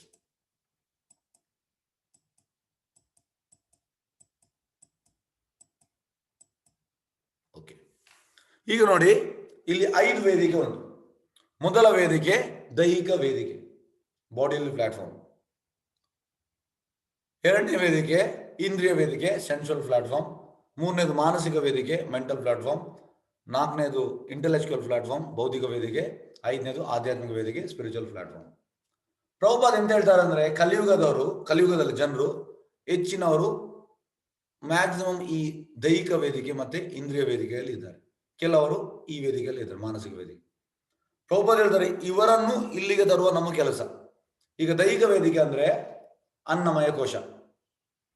ಅನ್ನಮಯ ಕೋಶ ಅಂತ ಅಂದ್ರೆ, ಈಗ ತಿನ್ಲಿಕ್ಕೆ ಹೆಚ್ಚಿನವರು ಇದ್ದಾರೆ, ಅವರಿಗೆ ತಿನ್ಲಿಕ್ಕೆ ಸಿಕ್ಕಿದ್ರೆ ಸಾಕು, ಮತ್ತೆ ಅವರಿಗೆ ಎಂತ ಬೇಡ, ಎಲ್ಲಿ ಬೇಕಾದ್ರೂ ಮಲಗ್ತಾರೆ. ಈಗ ಪ್ರಾಣಿ ನೋಡಿ, ಪ್ರಾಣಿಗೆ ತಿನ್ಲಿಕ್ಕೆ ಎಲ್ಲಿ ಬೇಕಾದ್ರೂ ಮಲಗ್ತಾರೆ. ದೈಹಿಕ ವೇದಿಕೆ ಅಂದ್ರೆ ತಮೋ ಗುಣ ಅಂತ ಹೇಳ್ತಾರೆ. ಹಾಗಾಗಿ ಮೊದಲದು ದೈಹಿಕ ವೇದಿಕೆ. ಎರಡನೇದು ಇಂದ್ರಿಯ ವೇದಿಕೆ. ಇಂದ್ರಿಯ ವೇದಿಕೆ ಅಂದ್ರೆ ರಜೋಗುಣ. ಪ್ರಭುಪಾದ ಹೇಳ್ತಾರೆ ಹೀಗೇಗಂದ್ರೆ, ಕಲಿಯುಗದಲ್ಲಿ ಒಬ್ಬ ಒಳ್ಳೆ ಕಲಿತಾನೆ, ಒಳ್ಳೆ ಕಲಿತ ಮೇಲೆ ಅವನಿಗೆ ಒಂದು ಒಳ್ಳೆ ಕೆಲಸ ಸಿಗ್ತದೆ. ಒಳ್ಳೆ ಕೆಲಸ ಸಿಕ್ಕಿದ ಕೂಡಲೇ ಅವ ಒಂದು ಮದುವೆ ಆಗ್ತಾನೆ, ಮತ್ತೆ ಒಂದು ಒಳ್ಳೆ ಮನೆ ಕಟ್ತಾನೆ. ಇಷ್ಟು ಮಾಡಿದ್ರೆ ಕಲಿಯುಗದಲ್ಲಿ ಎಲ್ಲರೂ ಚಪ್ಪಾಳೆ ಹೊಡಿತಾರೆ. ಎಸ್, ಅವ ಎಂತ ಆಗ್ಬೋದ, ಒಳ್ಳೆ ಕಲಿತ, ಒಳ್ಳೆ ಅಂದ್ರೆ ಮನೆ ಕಟ್ಟಿದ, ಫ್ಯಾಮಿಲಿಯನ್ನೆಲ್ಲ ಒಳ್ಳೆ ನೋಡ್ತಾ ಇದ್ದಾನೆ. ಆದ್ರೆ ಇದು ಎರಡನೇ ವೇದಿಕೆ. ಮೂರನೇ ವೇದಿಕೆ ಮಾನಸಿಕ ವೇದಿಕೆ. ಅಂದ್ರೆ ಇದಕ್ಕೆ ಸತ್ವಗುಣ ಅಂತ ಹೇಳ್ತಾರೆ. ಪ್ರಭುಪಾದ ಇದಕ್ಕೆ ಕವಿಗಳು, ವಿಜ್ಞಾನಿಗಳು ಹೀಗೆ ಹೋಲಿಸ್ತಾರೆ. ಅಂದ್ರೆ ರಜೋಗುಣ ಅಂದ್ರೆ ಕೆಲಸ ಕೆಲಸ ಕೆಲಸ ಕೆಲಸ ಅಂತ, ಸತ್ವಗುಣ ಅಂದ್ರೆ ತುಂಬಾ ಪೀಸ್ ಆಗಿರ್ತಾರೆ. ಅವರು ಓದುವುದು ಮತ್ತೆ ಕೇಳುವುದು, ಮ್ಯೂಸಿಕ್ ಕೇಳುವುದು, ಇದೆಲ್ಲ ಅವರಿಗೆ ಅಭ್ಯಾಸ ಇರ್ತದೆ. ಹಾಗಾಗಿ ಸತ್ವಗುಣದ ನಮಗೆ ಕೃಷ್ಣ ಪ್ರಜ್ಞೆ ಸ್ಟಾರ್ಟ್ ಆಗ್ತದೆ ಅಂತ ಪ್ರಭುಪಾದ ಹೇಳ್ತಾರೆ. ಮತ್ತೆ ನೆಕ್ಸ್ಟ್ ಇದು ಬೌದ್ಧಿಕ ವೇದಿಕೆ. ಬೌದ್ಧಿಕ ವೇದಿಕೆ ಅಂದ್ರೆ ಇಂಟೆಲೆಕ್ಚುವಲ್ ಪ್ಲಾಟ್ಫಾರ್ಮ್. ಅಂದ್ರೆ ನಾನು ಯಾರು, ನಾನು ದೇಹ ಅಲ್ಲ, ನಾನು ಆತ್ಮ. ಕೃಷ್ಣ ಹೇಳಿದ್ದಾನೆ 2ನೇ ಅಧ್ಯಾಯದಲ್ಲಿ, ನನಗೆ ಮತ್ತೆ ಕೃಷ್ಣನಿಗೆ ಏನು ಕನೆಕ್ಷನ್, ಪರಮಾತ್ಮ ಯಾರು, ಪ್ರಕೃತಿ ಯಾರು, ಇದೆಲ್ಲ ಯೋಚನೆ ಮಾಡ್ಲಿಕ್ಕೆ ಸ್ಟಾರ್ಟ್ ಮಾಡ್ತಾನೆ. ಮತ್ತೆ ಆಧ್ಯಾತ್ಮಿಕ ವೇದಿಕೆ ಅಂದ್ರೆ ಅದರಲ್ಲಿ ಅವ ಟೋಟಲಿ ಇನ್ವಾಲ್ವ್ಮೆಂಟ್ ಆಗ್ತಾನೆ. ಹಾಗೆ ಪ್ರಭುಪಾದ ಹೇಳ್ತಾರೆ, ಕಲಿಯುಗದಲ್ಲಿ ಜನರನ್ನು ಈ ದೈಹಿಕ ವೇದಿಕೆ, ಇಂದ್ರಿಯ ವೇದಿಕೆಯಿಂದ, ಮಾನಸಿಕ ವೇದಿಕೆಯಿಂದ ಆಧ್ಯಾತ್ಮಿಕ ವೇದಿಕೆ ತರುವಂತದ್ದು ನಮ್ಮ ಕೆಲಸ ಅಂತ ಪ್ರಭುಪಾದಲ್ಲಿ ಹೇಳ್ತಾ ಇದ್ದಾರೆ.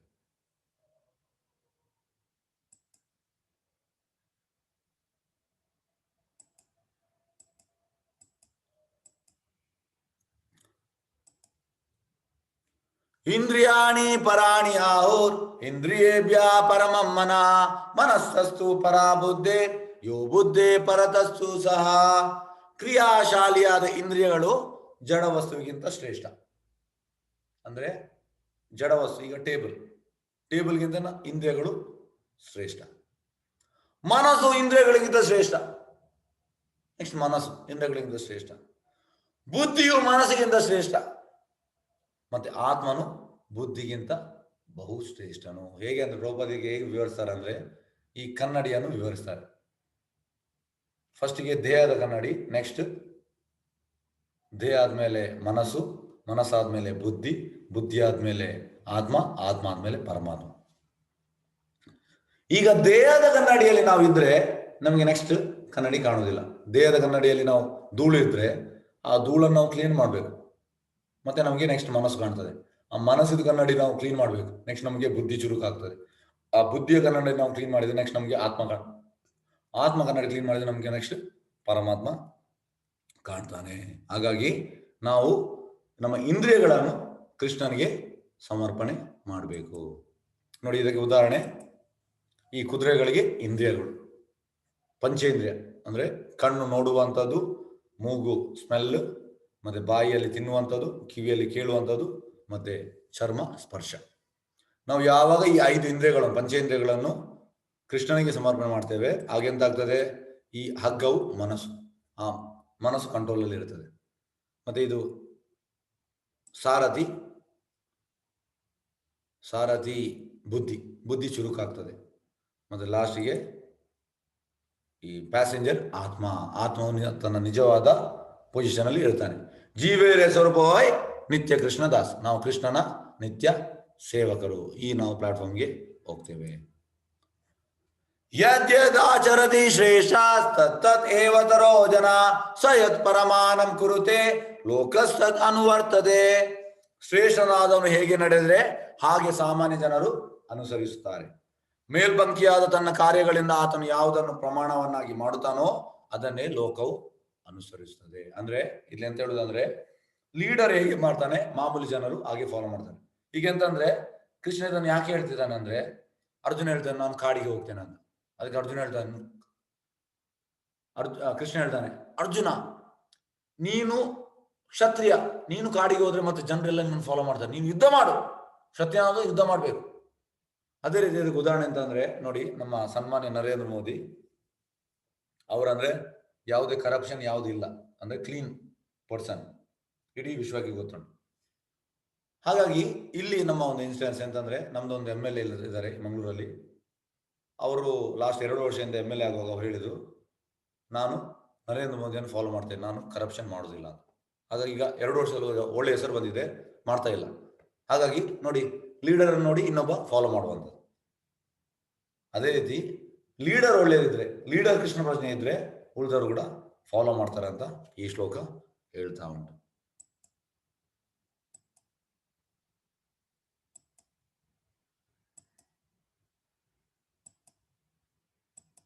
ಸಾರಿ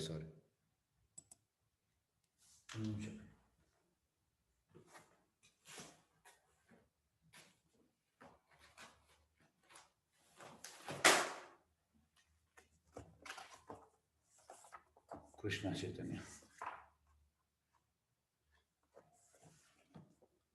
ಧೂಮೇನಾವೃತ್ಯ ವಾನೀರ್ ಯಥಾದರ್ಶೋ ಮಲೇನ ಚ ಯಥೋ ಲೋಭೇನಾವೃತೋ ಗರ್ಭಸ್ ತಥಾ ತೇನಾದಂ ಆವೃತಂ. ಹೊಗೆಯು ಬೆಂಕಿಯನ್ನು ಮುಚ್ಚುವಂತೆ, ಧೂಳು ಕನ್ನಡಿಯನ್ನು ಮುಚ್ಚುವಂತೆ, ಗರ್ಭಕೋಶ ಭ್ರೂಣವನ್ನು ಮುಚ್ಚುವಂತೆ ವಿವಿಧ ಪ್ರಮಾಣಗಳ ಕಾಮವು ಜೀವಿಯನ್ನು ಮುಚ್ಚುತ್ತದೆ. ಅಂದ್ರೆ ಅರ್ಜುನ ಕೇಳುವುದು ಕೃಷ್ಣ ಹತ್ರ, ಎಲ್ಲ ಇದಕ್ಕೆ ಕಾರಣ ಏನಂತ. ಅದಕ್ಕೆ ಕೃಷ್ಣ ಹೇಳ್ತಾನೆ, ಕಾಮಯೇಶ ಕ್ರೋಧಯೇಶ. ಎಲ್ಲ ನಾವು ಈ ಭೌತಿಕ ಈ ಪ್ರಪಂಚದಲ್ಲಿ ಈ ಬೇಡದು ಮಾಡ್ಲಿಕ್ಕೆ ಕಾರಣ ಎಂತ? ಕಾಮ. ಈಗ ಇದಕ್ಕೆ 3 ಎಕ್ಸಾಂಪಲ್ ಕೊಟ್ಟಿದ್ದಾರೆ. ಮೊದಲಿದು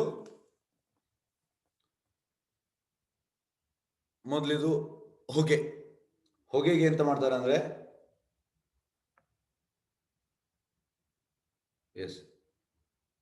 ಹೊಗೆ ಅಂದ್ರೆ ಇದಕ್ಕೆ ಮರಗಳಿಗೆ ಹೊಗೆಯನ್ನು ಹೋಲಿಸಿದ್ದಾರೆ.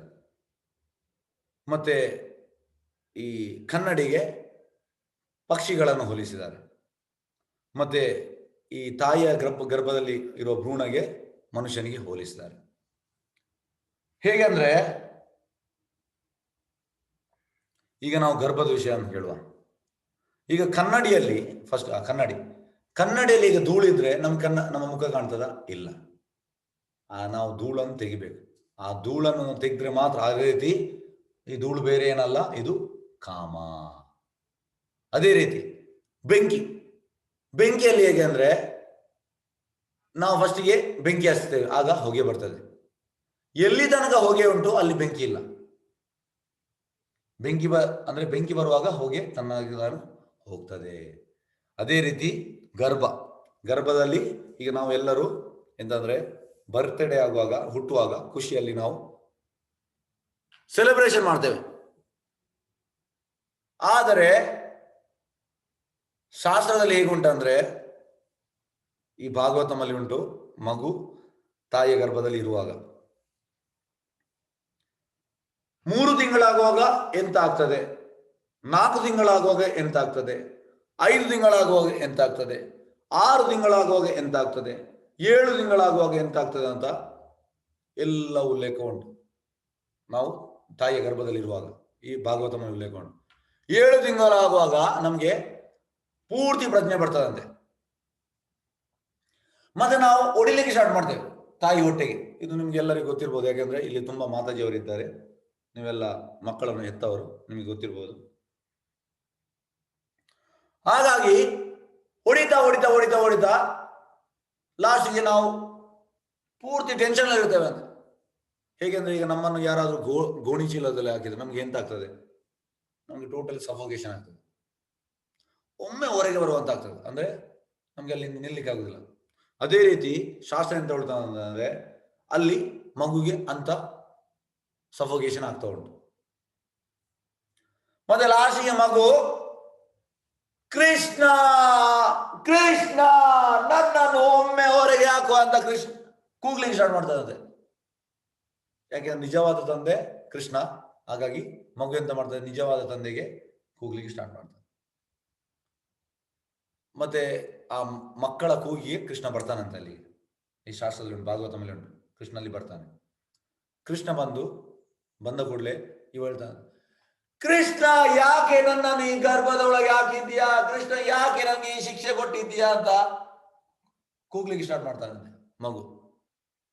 ಆಗ ಕೃಷ್ಣ ಹೇಳ್ತಾನೆ ಅಂದ್ರೆ, ಕೃಷ್ಣ ಎಂತ ಮಾಡ್ತಾನೆ, ಅವನ ಲಾಸ್ಟ್ 100 ಲೈಫನ್ನು, ಅಂದ್ರೆ ತುಂಬಾ ಕೋಟಿಗಟ್ಟಲೆ ಲೈಫ್ ಆಗಿದೆ, ಆದ್ರೆ ಲಾಸ್ಟ್ 100 ಲೈಫ್ ತೋರಿಸ್ತಾನೆ.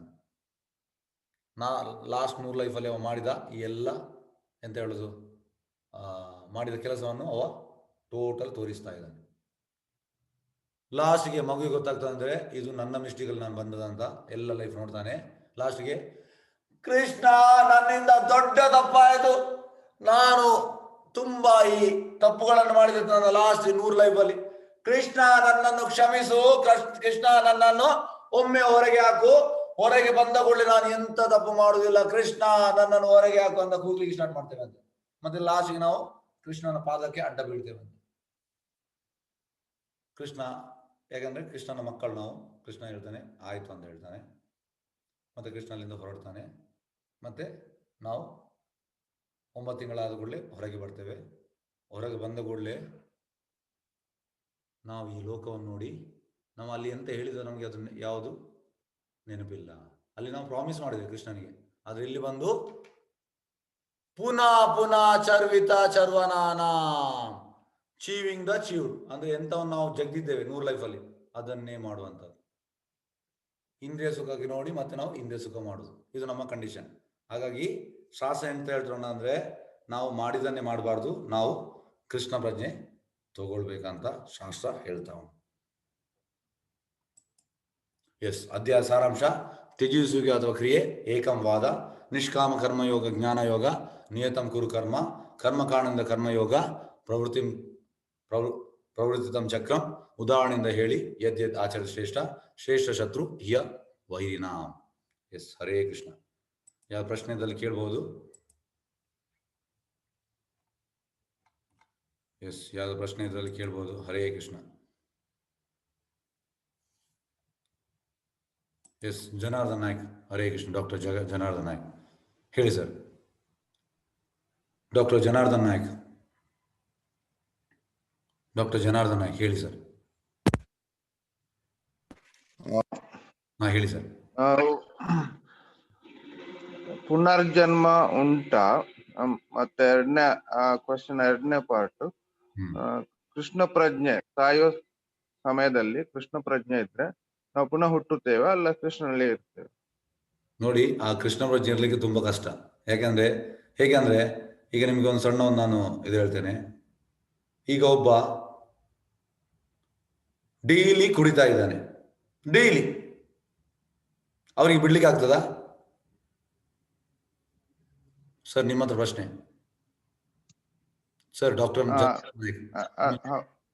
ಅವ್ರಿಗೆ ಕಷ್ಟ ಆಗ್ತದೆ, ಬಿಡ್ಲಿಕ್ಕೆ ಕಷ್ಟ ಆಗ್ತದೆ. ಅದೇ ರೀತಿ ನಾವು ಜೀವನ ಪೂರ್ತಿ ಯಾವುದು ಅಭ್ಯಾಸ ಮಾಡಿದ್ದೇವೆ ಅದೇ ನಮಗೆ ಸ್ಮರಣೆ ಬರ್ತದೆ. ಕೃಷ್ಣ ಪ್ರಜ್ಞೆ ಇದು ಸ್ಮರಣೆ ಬರೋದು ತುಂಬಾ ಕಷ್ಟ ಸಾಯುವಾಗ. ಆದ್ರೆ ನಾವು ಅಭ್ಯಾಸ ಮಾಡ್ಬೇಕು, ಅದಕ್ಕೆ ಪ್ರಾಕ್ಟೀಸ್ ಮಾಡ್ಬೇಕು.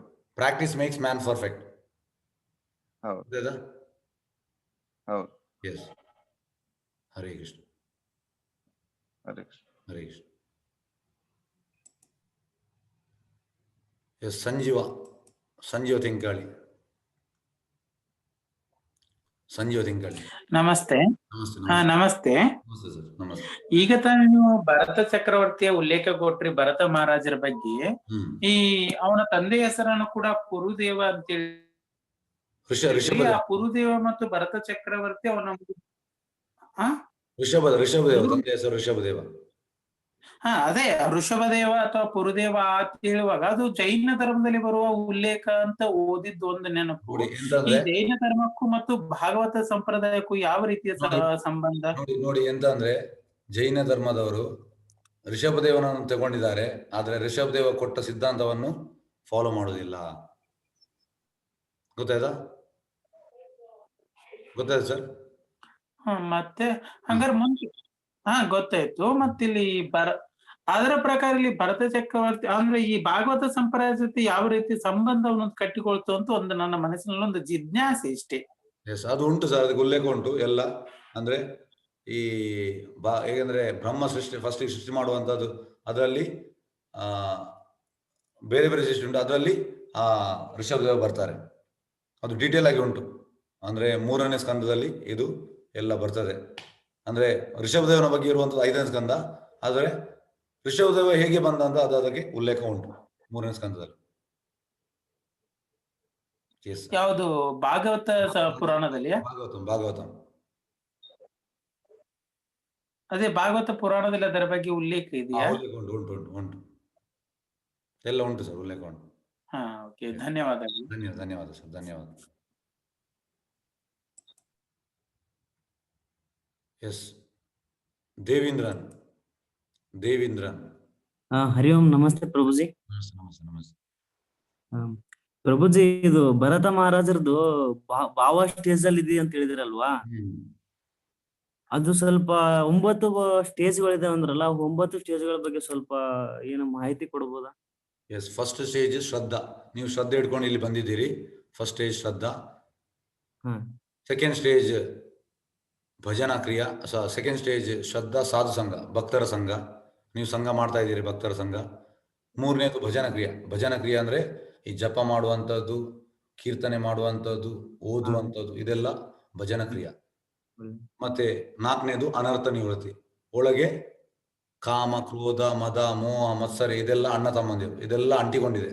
ಅಂದ್ರೆ ನಾವು ತುಂಬ ಲೈಫ್ ತೆಗೆದಿದ್ದೇವೆ, ಎಲ್ಲ ಲೈಫಲ್ಲಿ ಅಂಟಿಕೊಂಡಿದೆ. ಅದೆಲ್ಲ ಬಿಡ್ತಾ ಬರ್ತದೆ, ಹೊರಗೆ ಬರ್ತಾ ಬರ್ತದೆ, ರಿಮೂವ್ ಆಗ್ತದೆ. ಅನರ್ಥ ನಿವೃತ್ತಿ. ನೆಕ್ಸ್ಟ್ ನಿಷ್ಠ ಅಂದ್ರೆ ನಾನು ಹೀಗೆ ಮಾಡ್ತೇನೆ, ನಾನು ಈ ಜನ್ಮದಲ್ಲಿ ನಾನು ಕೃಷ್ಣನು ಮುಖತಃ ನೋಡ್ತೇನೆ.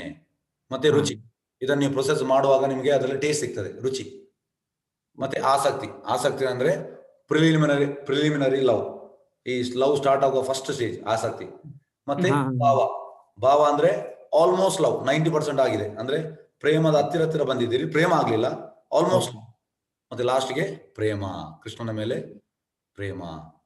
ಅಂದ್ರೆ ಇವೆಲ್ಲ ಒಂದೊಂದು ಸ್ಟೇಜ್ ಎಲ್ಲ ಅಂತ ಮುಗಿಸಿ ಲಾಸ್ಟಿಗೆ ಭಾವ ಮತ್ತು ಪ್ರೇಮ ಕೊಡುತ್ತೆ. ಧನ್ಯವಾದ. ಹಾಗೆ ಇದು ಕರ್ಮ ಮತ್ತು ಹೇಗೆ ಇದು ಯೋಗ ಇದೆಯಲ್ಲ ಗುರುಜಿ, ಇದು ಕರ್ಮ ಅಂದ್ರೆ ಕೃಷ್ಣನಲ್ಲಿ ಕೂಡುವುದು, ಯೋಗ ಇದು ಆಡ್ ಆಗ್ಬೋದು. ಯೋಗ ಅಂದ್ರೆ ಸ್ವಲ್ಪ ನೋಡಿ, ಯೋಗ ಅಂದ್ರೆ ಆಡ್ ಮಾಡುವಂತದ್ದು, ಕರ್ಮ ಅಂದ್ರೆ ಕೆಲಸ ಮಾಡುವಂತದ್ದು. ಹೇಗೆ ಅಂದ್ರೆ ಕರ್ಮದಲ್ಲಿ ನಿಷ್ಕಾಮ ಕರ್ಮಯೋಗ, ಸಕಾಮ ಕರ್ಮಯೋಗ, ಈ ರೀತಿ ಉಂಟು. ನಿಷ್ಕಾಮ ಕರ್ಮಯೋಗ ಅಂದ್ರೆ ಟೋಟಲಿ ಕೃಷ್ಣನಿಗೋಸ್ಕರ ಕೆಲಸ ಮಾಡುವಂಥದ್ದು. ಅದು ನಾಳೆದು ಚಾಪ್ಟರ್ ಅಲ್ಲಿ ಬರ್ತದೆ, ಆಗ ನಿಮ್ಗೆ ನಾನು ತಿಳಿಸ್ತೇನೆ. ನಾಳೆ ಮತ್ತೆ ನಾಡಿದ್ದು ಚಾಪ್ಟರ್ ಅಲ್ಲಿ ಬರ್ತದೆ. ಓಕೆ ಓಕೆ ಸರಿ ಗುರುಜಿ, ಧನ್ಯವಾದಗಳು. ಧನ್ಯವಾದ ಧನ್ಯವಾದ. ಹ್ಮ್. ಎಸ್ ಚಿನ್ಮಯ್. ಚಿನ್ಮಯ್. ಹರೇ ಕೃಷ್ಣ ಪ್ರಭುಜಿ. ಹರೇ ಕೃಷ್ಣ. ಎಸ್ ಪ್ರಭುಜಿ, ನಾವು ನೋಡ್ಬೋದು ಮಹಾಭಾರತದಲ್ಲಿ ಲಾಸ್ಟಿಗೆ ಗಾಂಧಾರಿ ಕೃಷ್ಣಗೆ ಶಾಪ ಕೊಡ್ತಾಳ. ದೇವ್ರಾದ್ರೂ ಶಾಪ ಯಾಕೆ ತಟ್ಟಿತು? ನೀವು ಅಲ್ಲಿ ಯಾವ್ದಲ್ಲಿ ನೋಡಿದ್ದು ಇದನ್ನು? ಯಾವ್ದಲ್ಲಿ ನೋಡಿದ್ದು ಇದನ್ನು? ಹಲೋ ಚಿನ್ಮಯ್, ಒಂದು ನಿಮಿಷ. ಹರೇ ಕೃಷ್ಣ ಚಿನ್ಮಯ್ ಅವರೇ. ಹರೇ ಕೃಷ್ಣ ಚಿನ್ಮಯ್. ನಾವು ಮಹಾಭಾರತದ ಒಂದು ಸೀರಿಯಲ್ ನಲ್ಲಿ ನೋಡಿದ್ವಿ. ಸೀರಿಯಲ್ ಇಂದ ಎಲ್ಲ ತೆಗೆದು ಇಲ್ಲಿ ತರಬೇಡಿ ದಯವಿಟ್ಟು. ನೋಡಿ, ನೀವು ಇದು ಮಾಡಬೇಡಿ, ಅನ್ಮ್ಯೂಟ್ ಮಾಡಬೇಡಿ. ನಿಮ್ಮಲ್ಲಿ ಅಂದ್ರೆ ಪ್ರಶ್ನೆ ಕೇಳಿದಾರಲ್ಲ, ಈಗ ನೀವು ನಿಮ್ಮ ಬಾಯಿಂದಲೇ ಉತ್ತರ ಬರಬೇಕು. ಹರೇ ಕೃಷ್ಣ ಚಿನ್ಮಯ್, ಅನ್ಮ್ಯೂಟ್ ಮಾಡಿ. ಎಸ್, ಮ್ಯೂಟ್ ಮಾಡಬೇಡಿ, ಅನ್ಮ್ಯೂಟ್ ಅಲ್ಲಿ ಇರಲಿ. ಹೇಗೆ ಅಂದ್ರೆ ಈ ಧಾರಾವಿಯಿಂದ ಎಲ್ಲ ಇಲ್ಲಿ ತರಬೇಡಿ. ಈ ಧಾರಾವಿ ಮಾಡಿದ ಡೈರೆಕ್ಟರ್ ಪ್ರೊಡ್ಯೂಸರ್ ಹೋಗಿ ನೀವು ನೋಡಿ ಅವನ ಜೀವನ, ಆ ಭಕ್ತನ ನೋಡಿ. ಆ ಭಕ್ತನಾಗಿದ್ರೆ ಮತ್ತೆ ನನಗೆ ಇನ್ವೆಸ್ಟಿಗೇಷನ್ ಅಲ್ಲಿ ಮಾಡಿ ಮತ್ತೆ ನೀವು ನನಗೆ ಇದ್ರ ಬಗ್ಗೆ ಹೇಳಿ. ಗೊತ್ತಾಯ್ತಾ? ಬೇರೆ ಬೇರೆ ಬುಕ್ಸ್ ಅಲ್ಲೂ ಓದಿದೀನಿ ಗುರುಜಿ. ಯಾವ ಬುಕ್ಸ್ ಯಾರ್ದು ಬುಕ್ಸ್ ಅದು? ಬುಕ್ಸ್ ಇದು ಆಥರ್ ಯಾರು? ಅವ ಸಂಪ್ರದಾಯದಲ್ಲಿ ಬರ್ತಾನ, ಪರಂಪರೆಗೆ ಬರ್ತಾನ? ಅದು ಗೊತ್ತಿಲ್ಲ ಗುರುಜಿ. ಅದೆಲ್ಲ ಗೊತ್ತಾಗಿ ಹೇಳ್ಬೇಕು, ಈ ರೀತಿ ಒಟ್ಟು ಹೇಳುವಂತದಲ್ಲ. ಗೊತ್ತಾಯ್ತಾ? ಎಸ್, ಹರೇ ಕೃಷ್ಣ. ಫಸ್ಟಿಗೆ ನಾವು ತಿಳಿಬೇಕು ಮತ್ತೆ ಹೇಳಬೇಕು. ಎಸ್, ಹರೇ ಕೃಷ್ಣ. ಹರೇ ಕೃಷ್ಣ. ಹರೇ ಕೃಷ್ಣ. ನೆಕ್ಸ್ಟ್ ಸಂಪತ್ ಅವರೇ. ಹರೇ ಕೃಷ್ಣ. ಸಂಪತ್. ಸಂಪತ್ ಅವರೇ.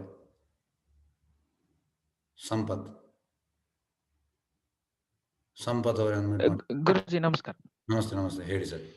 ಅದೇ ಇದ್ರಲ್ಲಿ ಈಗ ಭರತ ಮಹಾರಾಜ ಜಿಂಕೆನ ಕಂಡ್ರಲ್ಲ, ಅದೇ ಜಿಂಕೆನೆ ರಾಮನ್ನ ಸೀತೆ ಇದ್ ಮಾಡ್ಬೇಕಾದ್ರೆ ದಾರಿ ತಪ್ಪಿಸಿದ್ದು ಅಂತ ಒಂದ್ ಎಲ್ಲೋ ಕಡೆ ಓದಿಂಗಿದೆ. ಅದ್ ಹೌದಾ ಇಲ್ವಾ ತಿಳ್ಕೊಬೇಕಿತ್ತು. ಅದು ಗೊತ್ತಿಲ್ಲ ಸರ್. ಅದೇ ಜಿಂಕೆ ಅಂತ ಕರೆಕ್ಟ್ ನಿಮ್ಗೆ ಗೊತ್ತಿಲ್ಲ, ಕನ್ಫರ್ಮ್ ಇಲ್ಲ. ಅಲ್ಲಿ ಕೂಡ ಜಿಂಕೆ ಉಂಟು, ಕರೆಕ್ಟ್. ಅದು ಮಾತ್ರ ರಾವಣ ಮಾಯಾ ಜಿಂಕೆ ಮಾಡಿದ್ರು. ಅದು ನನ್ನ ಲೆಕ್ಕದಲ್ಲಿ ಆಗಿರ್ಲಿಕ್ಕಿಲ್ಲ, ಯಾಕಂದ್ರೆ ಇಲ್ಲ, ನಂದು ಸ್ಕೂಲಲ್ಲಿ ಓದ್ದಂಗ್ ಜ್ಞಾಪಕ. ಅದು ನಂಗೆ ಗೊತ್ತಿಲ್ಲ. ನಾವು ಅದ್ರ ಬಗ್ಗೆ ಮಾತಾಡಬಾರ್ದು. ಸರಿ ಸರಿ ಆಯ್ತು. ಎಸ್, ಧನ್ಯವಾದ. ಧನ್ಯವಾದಗಳು.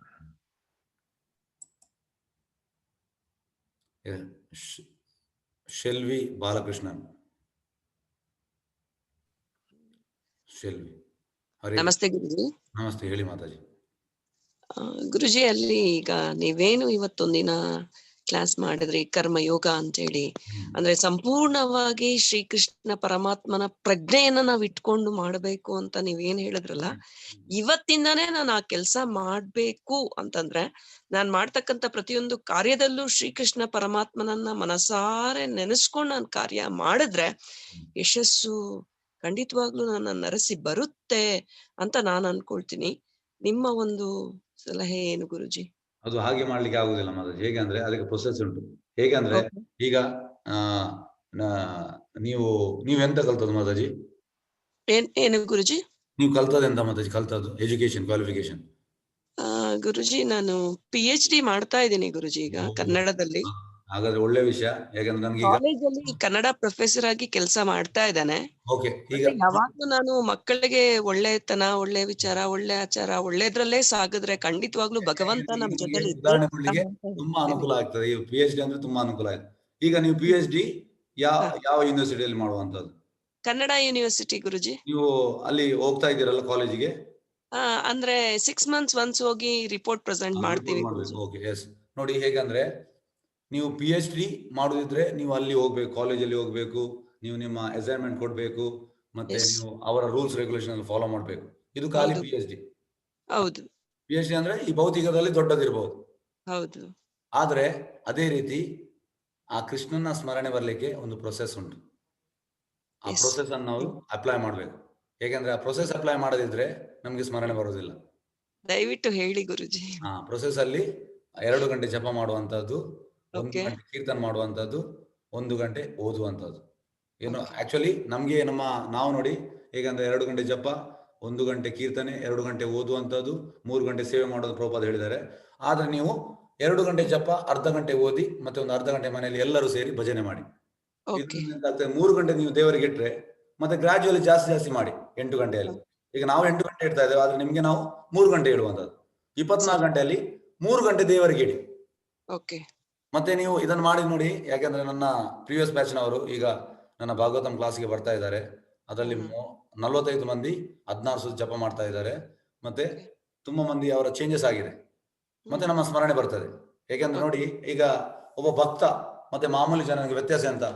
ಅವ ಕೂಡ ಹೇಗೆ ಅಂದ್ರೆ ತಿನ್ನುವುದು, ಇವ ಕೂಡ ತಿನ್ನುವುದು, ಅವ ಕೂಡ ಮಲಗುವುದು ಎಲ್ಲ ಅದೇ. ಆದ್ರೆ ಇವನ ಪ್ರಜ್ಞೆ ಕೃಷ್ಣ ಪ್ರಜ್ಞೆ, ಅವನ ಪ್ರಜ್ಞೆ ಇಂದ್ರಿಯ ಸುಖದಲ್ಲಿ ಉಂಟು. ಹಾಗಾಗಿ ಈಗ ನಾವು ಕೆಲಸ ಮಾಡ್ಬೇಕೆ ಅಂತ ನಮ್ಮ ಪ್ರಜ್ಞೆಯನ್ನು ಚೇಂಜ್ ಮಾಡ್ಬೇಕು ಅಷ್ಟೇ.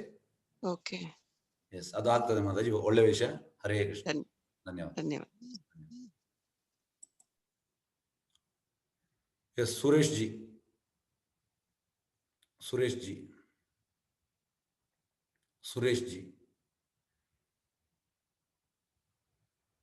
ಅನ್ಮ್ಯೂಟ್ ಮಾಡಿ ಸರ್. ಸುರೇಶ್ ಜಿ. ನಮಸ್ತೆ ಗುರುಜಿ. ನಮಸ್ತೆ, ಹೇಳಿ ಸರ್. ನಮಸ್ತೆ ಗುರುಜಿ, ನನ್ನ ಪ್ರಶ್ನೆ ಲೈಕ್ ಏನಂದ್ರೆ, ನಾವು ತಪ್ಪು ಮಾಡಿದಾಗ ಅದೇ ನೀವೇನು ಹೇಳಿದಲ್ಲ, ಕೊನೆ 3 ಗಳಿಗೆ ಟೈಮಲ್ಲಿ ಕೃಷ್ಣನ ನಾಮಸ್ಮರಣೆ ಮಾಡಿದಾಗ ಕ್ಷಮಿಸುತ್ತಾನೆ ಅಂತ. ನನ್ನ ಪ್ರಶ್ನೆ ಏನಂದ್ರೆ, ತಪ್ಪು ಮಾಡಿದವ ಶಿಕ್ಷೆ ಅನುಭವಿಸಲೇಬೇಕು ಅನ್ನೋದು ನನ್ನ ಐ ಮೀನ್ ನಾನು ಅರ್ಥ ಮಾಡಿಕೊಂಡಿರುವ ಜೀವ. ಯಾಕಂದ್ರೆ ತಪ್ಪಿನ ಪ್ರಮಾಣ ದೊಡ್ಡದು ಅಥವಾ ಚಿಕ್ಕದಿರ್ಬೋದು, ಏನೇ ಇದ್ದರೂ ತಪ್ಪು ಮಾಡಿ ಸಣ್ಣ ತಪ್ಪಿದ್ದರೆ ಮೇ ಬಿ ಕ್ಷಮಿಸಬಹುದು. ಬಟ್ ಆದ್ರೆ ದೊಡ್ಡ ಪ್ರಮಾಣ ತಪ್ಪಿದ್ದಾಗ ನಾವು ಶಿಕ್ಷೆನ ಅನುಭವಿಸಲೇಬೇಕು ಅನ್ನೋದು ನನ್ನ ವಾದ. ದೇವರಿಂದ ಕ್ಷಮೆ ಬೇಡವೇ ಎಂದು ನನ್ನ ಇಚ್ಛೆ. ಸರಿ, ತಪ್ಪಿದ್ರೆ ಅದನ್ನ ತಿದ್ದಿ ನನ್ನಲ್ಲಿ. ಹೇಗಂದ್ರೆ ನೋಡಿ, ನೀವು ಹೇಳಿದ್ ಕರೆಕ್ಟ್. ಆದ್ರೆ ಇದು ಎಂತ ಅಂದ್ರೆ, ಈಗ ಇದಕ್ಕೆ ಉದಾಹರಣೆ ಅಂತ ಅಂದ್ರೆ,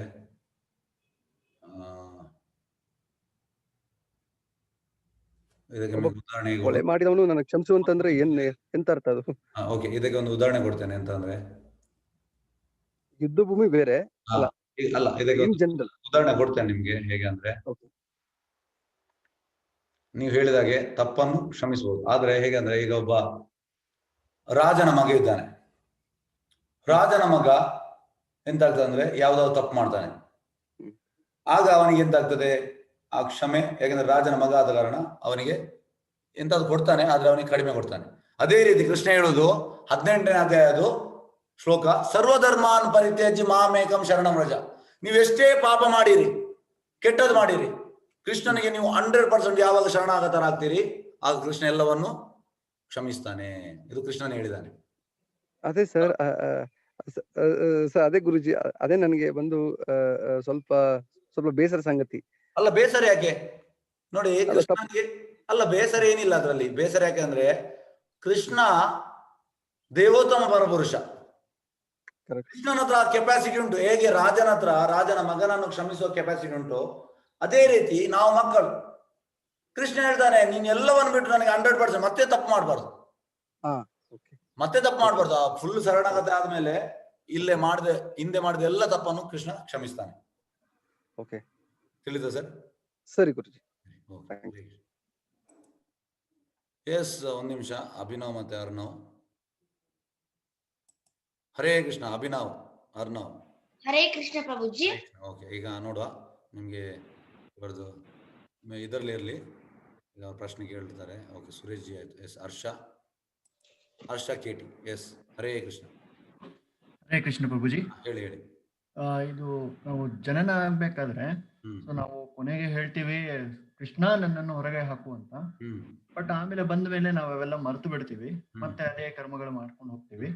ಬಟ್ ಜನನ ಆಗಿ ಹೊರಗಡೆ ಬಂದ ಮೇಲೂ ಕೃಷ್ಣ ಪ್ರಜ್ಞೆಯಲ್ಲಿ ಇರ್ಬೇಕಾದ್ರೆ ಏನು ಮಾಡೋದು? ಕೃಷ್ಣ ಅದಕ್ಕೆ ಫಸ್ಟಿಗೆ ಓಕೆ, ಈಗ ಇವರ ಹತ್ರ ಅಭಿನವ್ ಉತ್ತರ ಮಾಡ್ಬೋದು ಅದಕ್ಕೆ. ನಾವು ಹುಟ್ಟಿದ ಮೇಲೆ ನಾವು ಕೃಷ್ಣ ಪ್ರಜ್ಞೆ ಇರ್ಲಿಕ್ಕೆ ನಾವು ಎಂತ ಮಾಡ್ಬೇಕು? ನಾವು 2 ಗಂಟೆ ಜಪ ಮಾಡಬೇಕು, ಅರ್ಧ ಗಂಟೆ ಕೀರ್ತನೆ ಮಾಡಬೇಕು, ಅರ್ಧ ಗಂಟೆ ಓದಬೇಕು. ಎಸ್, ನೋಡಿ ಇದು ಕರೆಕ್ಟ್ ಉತ್ತರ. ನೋಡಿ, ಅವ ಮಾಡ್ತಾ ಇದ್ದಾನೆ 1 ತಿಂಗಳಿಂದ 16 ಸುತ್ತು ಜಪ ಮಾಡ್ತಾ ಇದ್ದಾನೆ. ಹಾಗೆ ಅವನಿಗೆ ಗೊತ್ತುಂಟು. ಅಲ್ಲ ನಮಗೆ ಪ್ರಭುಜಿ, ನಮಗೆ ಹುಟ್ಟಿದಾಗ ನಮಗೆ ಗೊತ್ತಿರಲ್ವಲ್ಲ. ಗೊತ್ತಿರುವುದಿಲ್ಲ, ಆದ್ರೆ ನಮ್ಮ ತಂದೆ ತಾಯಿ ಗೊತ್ತಿರ್ತದೆ. ತಂದೆ ತಾಯಿ ಹೇಗೆ ಪ್ರಭುಪಾದ ಹೇಳ್ತಾರೆ, ತಂದೆ ಹೇಗೆಂದ್ರೆ ಒಳ್ಳೆ ಬೀಜದಿಂದ ಇನ್ನೊಂದು ಒಳ್ಳೆ ಬೀಜ ಬರ್ತದೆ. ಗೊತ್ತಾಯ್ತಾ ಸರ್ ನಿಮ್ಗೆ? ನೀವು ಇಬ್ಬರು ಗಂಡ ಹೆಂಡತಿ, ಆ ಮಗು ಉಂಟು ಅಲ್ಲಿ, ಓಕೆ ಗಂಡ ಹೆಂಡತಿ ನೀವು ಜಪ ಮಾಡ್ತಾ ಇದ್ರೆ ಮಗು ಕೂಡ ಅದನ್ನೇ ಕೇಳ್ತಾ ಇರ್ತದೆ. ನೀವು ಅಲ್ಲಿ ಓದ್ತಾ ಇದ್ರೆ ಮಗು ಕೂಡ ಅದನ್ನೇ ಕೇಳ್ತಾ ಇರ್ತದೆ. ತಿಳಿತಾ? ತಿಳಿತಾ? ಎಸ್. ಓಕೆ, ಹರೇ ಕೃಷ್ಣ. ನೋಡಿ, ಅವ ಈಗ 1 ತಿಂಗಳಿಂದ ಜಪ ಮಾಡ್ತಾ ಇದ್ದಾನೆ, ಹಾಗಾಗಿ ಅವನಿಗೆ ಗೊತ್ತುಂಟು. ನನ್ನ ಕ್ಲಾಸಿಗೆ 2 ತಿಂಗಳ ಮುಂಚೆ ಬಂದ. Yes. Next Raghunath RC. Hare Krishna. Raghunath RC. Raghunath RC unmute ಮಾಡಿ ಸರ್. ಎಸ್. ಹಾ, ಹೇಳಿ. ಶ್ರೀಕೃಷ್ಣ ಚೈತನ್ಯ ಪ್ರಭು ನಿತ್ಯಾನಂದ ಗೌರವಕರಲ್ಲ ಅದ್ರದ್ದು. ಹಲೋ ಸರ್, ನಿಮ್ದು ವಾಯ್ಸ್ ಕೇಳುವುದಿಲ್ಲ. ಹಲೋ ಹಲೋ ಸರ್, ಹೇಳಿ ಸರ್ ಪ್ರಶ್ನೆ ಇನ್ನೊಮ್ಮೆ. ಶ್ರೀಕೃಷ್ಣ ಚೈತನ್ಯ ಪ್ರಭು ನಿತ್ಯಾನಂದ ಶ್ರೀ ಅದ್ವೈತ ಗದಾಧರ ಅದ್ರದ್ದು ಅರ್ಥ ಹೇಳ್ಬೇಕು. ಓಕೆ, ನೋಡಿ, ಶ್ರೀಕೃಷ್ಣ ಚೈತನ್ಯ ಅಂದ್ರೆ ಶ್ರೀಕೃಷ್ಣ ಚೈತನ್ಯ ಬೇರೆ ಇರಲ್ಲ, ಕೃಷ್ಣ. ಮತ್ತೆ ನಿತ್ಯಾನಂದ ಅಂದ್ರೆ ಪ್ರಭು ನಿತ್ಯಾನಂದ ಅಂದ್ರೆ ಬಲರಾಮ್. ಅದ್ವೈತ ಅಂದ್ರೆ ಶಿವ. ಮತ್ತೆ ನೆಕ್ಸ್ಟ್ ಈಚೆ ಬರುವಂತದ್ದು ಗದಾಧರ ಅಂದ್ರೆ ರಾಧಾರಾಣಿ. ಮತ್ತೆ ಇನ್ನೊಂದು ವಾಸಾದಿ ಅಂದ್ರೆ ನಾರದ ಮುನಿ. ಮತ್ತೆ ಅವರೆಲ್ಲ ಅಸೋಸಿಯೇಟ್ಸ್. ಕೃಷ್ಣ ಬರುವಾಗ ಅವರ ಎಲ್ಲ ಜನ ಬರ್ತಾರಂತ ಅಲ್ಲಿಂದ. ಉಳಿದವರೆಲ್ಲ ಭಕ್ತವರಿಂದ, ಹಿಂದೆ ಇದ್ದವರೆಲ್ಲ ಅಸೋಸಿಯೇಟ್ಸ್. ತಿಳಿದು ಸರ್? ಹರೇ ಕೃಷ್ಣ. ಹರೇ ಕೃಷ್ಣ.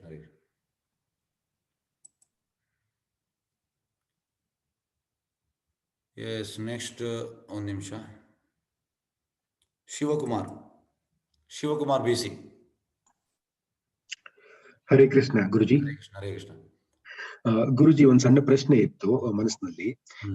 ಈಗ ನಾವು ಕೌರವರು ಮತ್ತು ಪಾಂಡವರನ್ನ ಬಗ್ಗೆ ತಿಳ್ಕೊಂತಾ ಹೋದಾಗ ಅದರಲ್ಲಿ ಕೌರವರಲ್ಲಿ ಪ್ರತಿಯೊಬ್ಬರು ದುರ್ಬುದ್ಧಿ ಹೊಂದೋರಂತಾನೆ ಇಲ್ಲ ಅಲ್ವಾ? ಅಂದ್ರೆ ಭೀಷ್ಮಾಚಾರ್ಯರಾಗ್ಲಿ ಅಥವಾ ಕರ್ಣನಾಗ್ಲಿ, ಇವರು ಕೂಡ ತಮ್ಮ ಮಟ್ಟಿಗೆ ಒಂದು ಒಳ್ಳೆ ಕಾರ್ಯಗಳಲ್ಲಾಗ್ಲಿ ದೈವ ಭಕ್ತಿಯಿಂದ ಇದ್ದವ್ರೆ. ಆದರೂ ಕೂಡ ಅವ್ರಿಗೆ ಏಕೆ ಈ ಕಡೆ ರೀತಿಯಲ್ಲಿ ನಮ್ಮ ಇದು ಮಹಾಭಾರತ ಯುದ್ಧದಲ್ಲಿ ಕಡೆ ರೀತಿಯಲ್ಲಿ ಅವ್ರು ಕೂಡ ಕೊನೆಗೊಳ್ತಾರೆ. ಆದ್ರೆ ಈಗ ಭೀಷ್ಮ ಕೂಡ ಸಾಯುವಂತ ಸಮಯದಲ್ಲಿ ಕೃಷ್ಣನ ಭಜನೆ ಮಾಡ್ದಂತವ್ರೆ. ಅವ್ರಿಗೆ ಹೆಂಗೆ ಸನ್ಮಾರ್ಗ ಸಿಗ್ಲಿಲ್ಲ ಗುರುಜಿ? ನೋಡಿ, ಹೇಗೆ ಅಂದ್ರೆ ಇದಕ್ಕೆ ನಿಮ್ಗೆ ಉದಾಹರಣೆ ಕೊಡುವುದಾದ್ರೆ, ಈಗ ಒಬ್ಬ ಮಿನಿಸ್ಟರ್ ಅಂಡರ್ ಒಬ್ಬ ಇರ್ತಾನೆ ಆಫೀಸರ್. ಮಿನಿಸ್ಟರ್ ಅಂಡರ್ ಆಫೀಸರ್ ಇರುವಾಗ ಆಫೀಸರ್ ಎಂತ ತಪ್ಪು ಮಾಡಲಿಲ್ಲ, ಒಟ್ಟಿಗಿರುವಂಥದ್ದು. ಆದ್ರೆ ಸದ್ಯ ಸಿಗುವಾಗ ಎಲ್ಲ ಪೇಪರ್ಸ್ ಎಲ್ಲ ಅವನೇ ಮಾಡುವಂಥದ್ದು. ಆಫೀಸರ್ ಅವನೊಟ್ಟಿಗೆ ಇರುವಂತ ಕ್ಲೋಸ್ IAS IPS ಯಾರು ಮಿನಿಸ್ಟರ್ ಒಟ್ಟಿಗಿರುವ ಮಿನಿಸ್ಟರ್ ಎಂತಾದ್ರು ಗಫಲ ಮಾಡಿದ್ರೆ ಆಗ IPS ಆಫೀಸರ್ ಅನ್ನು ಕೂಡ ಇದು ಮಾಡುದು. ಯಾಕಂದ್ರೆ ಪೇಪರ್ ಎಲ್ಲ ಇದು ಮಾಡಿದಂಥದ್ದು ಅವನಿಗೆ ಸಿಗುದಿಲ್ಲ. ಸಜ್ಜೆ ಪೇಪರ್ ಎಲ್ಲ ಸಮ ಮಾಡಿದ್ವು, ಆದ್ರೆ ಆದೇಶ ಕೊಟ್ಟದ್ದು ಮಿನಿಸ್ಟರ್. ಆಗ ಪೊಲೀಸ್ ಎಂತ ಮಾಡ್ತಾರೆ, ಆ ಆಫೀಸರ್ ಅನ್ನು ಕೂಡ ಜೈಲಿಗೆ ಹಾಕ್ತಾರೆ, ಆ ಮಿನಿಸ್ಟರ್ ಅನ್ನು ಕೂಡ ಜೈಲಿಗೆ ಹಾಕ್ತಾರೆ. ಅದೇ ರೀತಿ ಆ ದ್ರೌಪದಿಯ ವಸ್ತ್ರಹರಣ ಆಗುವಾಗ ಭೀಷ್ಮ ಆಗಲಿ, ದ್ರೋಣಾಚಾರ್ಯ ಆಗಲಿ, ಕರ್ಣ ಆಗಲಿ ಅಲ್ಲಿ ಇದ್ರು. ಅವ್ರು ಎಂತ ಮಾತಾಡ್ಲಿಲ್ಲ. ಅವ್ರು ಯಾಕೆ ಹಾಗೆ ಮಾತಾಡ್ಲಿಲ್ಲ ಅಂದ್ರೆ ದುರ್ಯೋಧನ ಅವರಿಗೆ ಊಟ ಆಗ್ತಿದ್ದ. ಗೊತ್ತಾಯ್ತಾ? ಅವರು ಅಂದ್ರೆ ಅವರಿಗೆ ಸತ್ಯ ಗೊತ್ತಿದ್ರು ಕೂಡ ಅವ್ರಿಗೆ ಏನ್ ಮಾಡ್ಲಿಕ್ಕೆ ಆಗ್ಲಿಲ್ಲ. ಯಾಕಂದ್ರೆ ಅವನ ಹಾಕಿದ ಊಟವನ್ನು ಊಟ ಮಾಡ್ತಿದ್ರು. ರಾಜನಾದ ಮೇಲೆ ರಾಜ ಹಾಕಿದ ಊಟವನ್ನು ಅವ್ರು ಊಟ ಮಾಡೋದು. ಹಾಗಾಗಿ ಆ ತಪ್ಪಿಗೆ ಅವರಿಗೆ ಕೂಡ ಸಜೆ. ಗೊತ್ತಾಯ್ತಾ? ಗೊತ್ತಾಯ್ತು ಗುರುಜಿ. ಹರೇ ಕೃಷ್ಣ. ಪ್ರಭುಜಿ ಹರೇ ಕೃಷ್ಣ. ಹೇಳಿ ಮಾತಾಜಿ. ಲಾಸ್ಟ್ ಒಬ್ರು ಪ್ರಶ್ನೆ ಕೇಳಿದ್ರಲ್ಲ, ನಾವು ಜನ್ಮದಲ್ಲಿ ಈಗ ನಮಗೆ ನೆಕ್ಸ್ಟ್ ಜನ್ಮದಲ್ಲಿ ಹುಟ್ಟಿದ್ರೆ ಹೇಗೆ ನೆನಪಿರುತ್ತೆ ಅಂತ. ನಾನು ಅದಕ್ಕೆ ಆಡ್ ಮಾಡ್ಬೋದಾ? ಆಡ್ ಮಾಡಿ. ಲೈಕ್ ನಾವು ಈ ಜನ್ಮದಲ್ಲಿ ಕೃಷ್ಣ ಪ್ರಜ್ಞೆ ತಗೊಂಡು ಅದರಲ್ಲಿ ಇದಾದ್ರೆ ನೆಕ್ಸ್ಟ್ ಜನ್ಮದಲ್ಲಿ ನಮಗೆ ಆ ತರ ಕುಟುಂಬದಲ್ಲಿ ಜನ್ಮ ಸಿಗುತ್ತೆ ಅಲ್ವಾ ಪ್ರಭುಜಿ? ಹೌದೌದು. ಇದು ನೀವೇ ಹೇಳಿದ್ರಲ್ಲ 6ನೇ ಚಾಪ್ಟರ್ ಅಲ್ಲಿ ಒಂದು ಶ್ಲೋಕ, ಪ್ರಾಪ್ಯ ಪುಣ್ಯ ಕೃತಾಂ ಲೋಕಾನ್ ಉಷಿತ್ವ ಶಾಶ್ವತಿ ಸಮಾಹ ಶುಚಿನಾ ಸ್ಮಿತಾಂ गेहे योगभ्रष्टो भिजायते. ಶುಚಿನಾಂ ಶ್ರೀಮತಾಂ ಗೆ ಯೋಗ ಭ್ರಷ್ಟ ಅವಿಜಾಯತೆ ಅಂದ್ರೆ ಹೌದು. ಎಸ್. ಹರೇ ಕೃಷ್ಣ. ಹರೇ ಕೃಷ್ಣ. ಧನ್ಯವಾದ ಧನ್ಯವಾದ ಮಾತಾಜಿ. Okay, next Raghavendra. Yes Raghavendra ಅವರೇ, ಹರೇ ಕೃಷ್ಣ. ಎಸ್ ಹರೇ ಕೃಷ್ಣ ಸ್ವಾಮೀಜಿ. ಹರೇ ಕೃಷ್ಣ, ಹರೇ ಕೃಷ್ಣ. ಹೇಳಿ ಸರ್. ಒಂದು ಡೌಟ್ ಒಂದು ಕೃಷ್ಣ ಅವತಾರ ಪುರುಷ, ಮೂಲ ರೂಪ ವಿಷ್ಣು. ಅಲ್ಲ ತಪ್ಪು ಸರ್. ಕೃಷ್ಣ ಅವತಾರಿ. ನೀವು ಇದು ಭಾಗವತಂ, ಇದು ಮೊದಲನೇ ಸ್ಕಂದದು 4ನೇ ಅಧ್ಯಾಯದು 28ನೇ ಶ್ಲೋಕದಲ್ಲಿ ಉಂಟು. ಏತೇ ಚಾಂಸ ಕಲಾಪುಂಶ ಕೃಷ್ಣ ತು ಭಗವಾನ್ ಸ್ವಯಂ. ಅಂದ್ರೆ ಎಲ್ಲವೂ ಬರುವಂಥದ್ದು ಫಸ್ಟಿಗೆ ಕೃಷ್ಣನಿಂದ ಬಲರಾಮಿಂದ ಸಂಕರ್ಷಣ, ಮತ್ತೆ ಪ್ರದ್ಯುಮ್ನ, ಮತ್ತೆ ಅನಿರುದ್ಧ, ಮತ್ತೆ ಫಸ್ಟ್ ಸಂಕರ್ಷಣೆಯಿಂದ 3 ಪುರುಷಾವತಾರ. ಅಂದ್ರೆ ಫಸ್ಟ್ ಇದು ಪುರುಷಾವತಾರಲ್ಲಿ ಕಾರಣದಕ್ಷ ವಿಷ್ಣು ಅಂದ್ರೆ ಮಹಾವಿಷ್ಣು, ನೆಕ್ಸ್ಟ್ ಗರ್ಭೋದಕ್ಷ ವಿಷ್ಣು, ನೆಕ್ಸ್ಟ್ ಕ್ಷೀರೋದಕ್ಷ ವಿಷ್ಣು. ಗರ್ಭೋದಕ್ಷ ವಿಷ್ಣುವಿನಿಂದ ಬ್ರಹ್ಮ ಹುಟ್ಟುವಂಥದ್ದು, ಅವನ ಹೊಕ್ಕಳಿನಿಂದ. ಕ್ಷೀರೋದಕ್ಷ ವಿಷ್ಣು ಪರಮಾತ್ಮನಾಗಿ ನಮ್ಮ ಹೃದಯದಲ್ಲಿ ಇದ್ದಾನೆ. ಇದು ಶಾಸ್ತ್ರದಲ್ಲಿ ಉಂಟು ಸರ್. ಓಕೆ. ಧನ್ಯವಾದ ಸರ್. ಧನ್ಯವಾದ. ಎಸ್, ನೆಕ್ಸ್ಟ್ ವೇದ. ಹರೇ ಕೃಷ್ಣ. ವೇದ ಅವರೇ. ಹರೇ ಕೃಷ್ಣ ಗುರುಜಿ. ಹರೇ ಕೃಷ್ಣ, ಹರೇ ಕೃಷ್ಣ. ನಮ್ ಜೀವನದಲ್ಲಿ ಕಷ್ಟ ಸುಖ ಅನ್ನೋದು ಯೂಶಲ್ ಆಗಿ ನೋಡ್ತಾ ಇರ್ತೀವಿ. ಆದ್ರೆ ನಾವು ಕಷ್ಟ ಅಂತ ಬಂದ್ಮೇಲೆ ನಾವು ದೇವನ ಸ್ಮರಣೆ ಮಾಡ್ತೀವಿ. ಸುಖ ಅಂದ್ಮೇಲೆ ಒಂದ್ಸಲ ಅಷ್ಟು ಯೋಚನೆ ಮಾಡಲ್ಲ. ಬಟ್ ಈ ಕಷ್ಟ ಟೈಮಲ್ಲಿ ನಾವು ಸಂತೋಷವಾಗಿ ಹೇಗ್ ಬಾಳ್ಬೇಕು ಅನ್ನೋದು ಒಂದು ದೊಡ್ಡ ಪ್ರಶ್ನೆ ಪ್ರತಿಯೊಬ್ಬರಿಗೂನು. ಸೊ ಅದು ಭಾಗವತಂ ಅಲ್ಲಿ ಏನ್ ಹೇಳ್ತಾರೆ ಕೃಷ್ಣ ಅವರು? ನೋಡಿ ಎಂತಂದ್ರೆ, ಫಸ್ಟ್ ಗೆ ಪ್ರಭುಪಾದ ಹೇಳ್ತಾರೆ, ಯು ಡಿಫೈನ್ ಕಷ್ಟ ಅಂದ್ರೆ ಅಂತ. ಸುಖ ಅಂದ್ರೆ ಎಂತ. ಈಗ ಕಷ್ಟ ಮತ್ತೆ ಸುಖ ಎಂತಂದ್ರೆ ನಾವು ಫಸ್ಟ್ ಗೆ ಡಿಫೈನ್ ಮಾಡ್ಬೇಕು. ಈಗ ನಿಮ್ಮ ಪ್ರಕಾರದಲ್ಲಿ ಅಂದ್ರೆ ನಿಮ್ಗೆ ಭೌತಿಕದ ಎಂತಾದ್ರು ಸಮಸ್ಯೆ ಆದ್ರೆ ಅದು ನಿಮ್ಗೆ ಕಷ್ಟ. ಭೌತಿಕದಲ್ಲಿ ಏನು ಸಮಸ್ಯೆ ಬರುತ್ತಿದೆ ಅದು ನಿಮ್ಗೆ ಸುಖ. ಇದು ನಿಮ್ಮ ಪ್ರಕಾರ ಅಲ್ಲ, ಕರೆಕ್ಟ್ ಅಲ್ಲ ಮಾತಾಜಿ? ವೇದ. ಆದ್ರೆ ಭಾಗವತಂ ಅಲ್ಲಿ ಅವರ ಪ್ರಕಾರ ಅದು ಅಲ್ಲ. ಹೇಗೆಂದ್ರೆ ಕುಂತಿ ಮಹಾರಾಣಿ ಇದು ಪ್ರೇಯರ್ಸ್ ಉಂಟು. ಕುಂತಿ ಮಹಾರಾಣಿ ಹೇಳುದು, ನನಗೆ ವಿಪದ ಕೊಡು, ಕಷ್ಟ ಕೊಡು. ಯಾಕೆ ಕಷ್ಟ ಕೊಡು? ಕುಂತಿ ಮಹಾರಾಣಿ ಹೇಳ್ತಾಳೆ, ಈ ಕಷ್ಟ ಬಂದಾಗ ನೀನು ನಮ್ಗೆ ಸದಾ ಇರ್ತೀಯ, ಹಾಗಾಗಿ ನಿನ್ನನ್ನು ನಮ್ಗೆ ಸ್ಮರಣೆ ಮಾಡಬಹುದು. ಇದು ಶುದ್ಧ ಭಕ್ತರ ನೆಲೆ.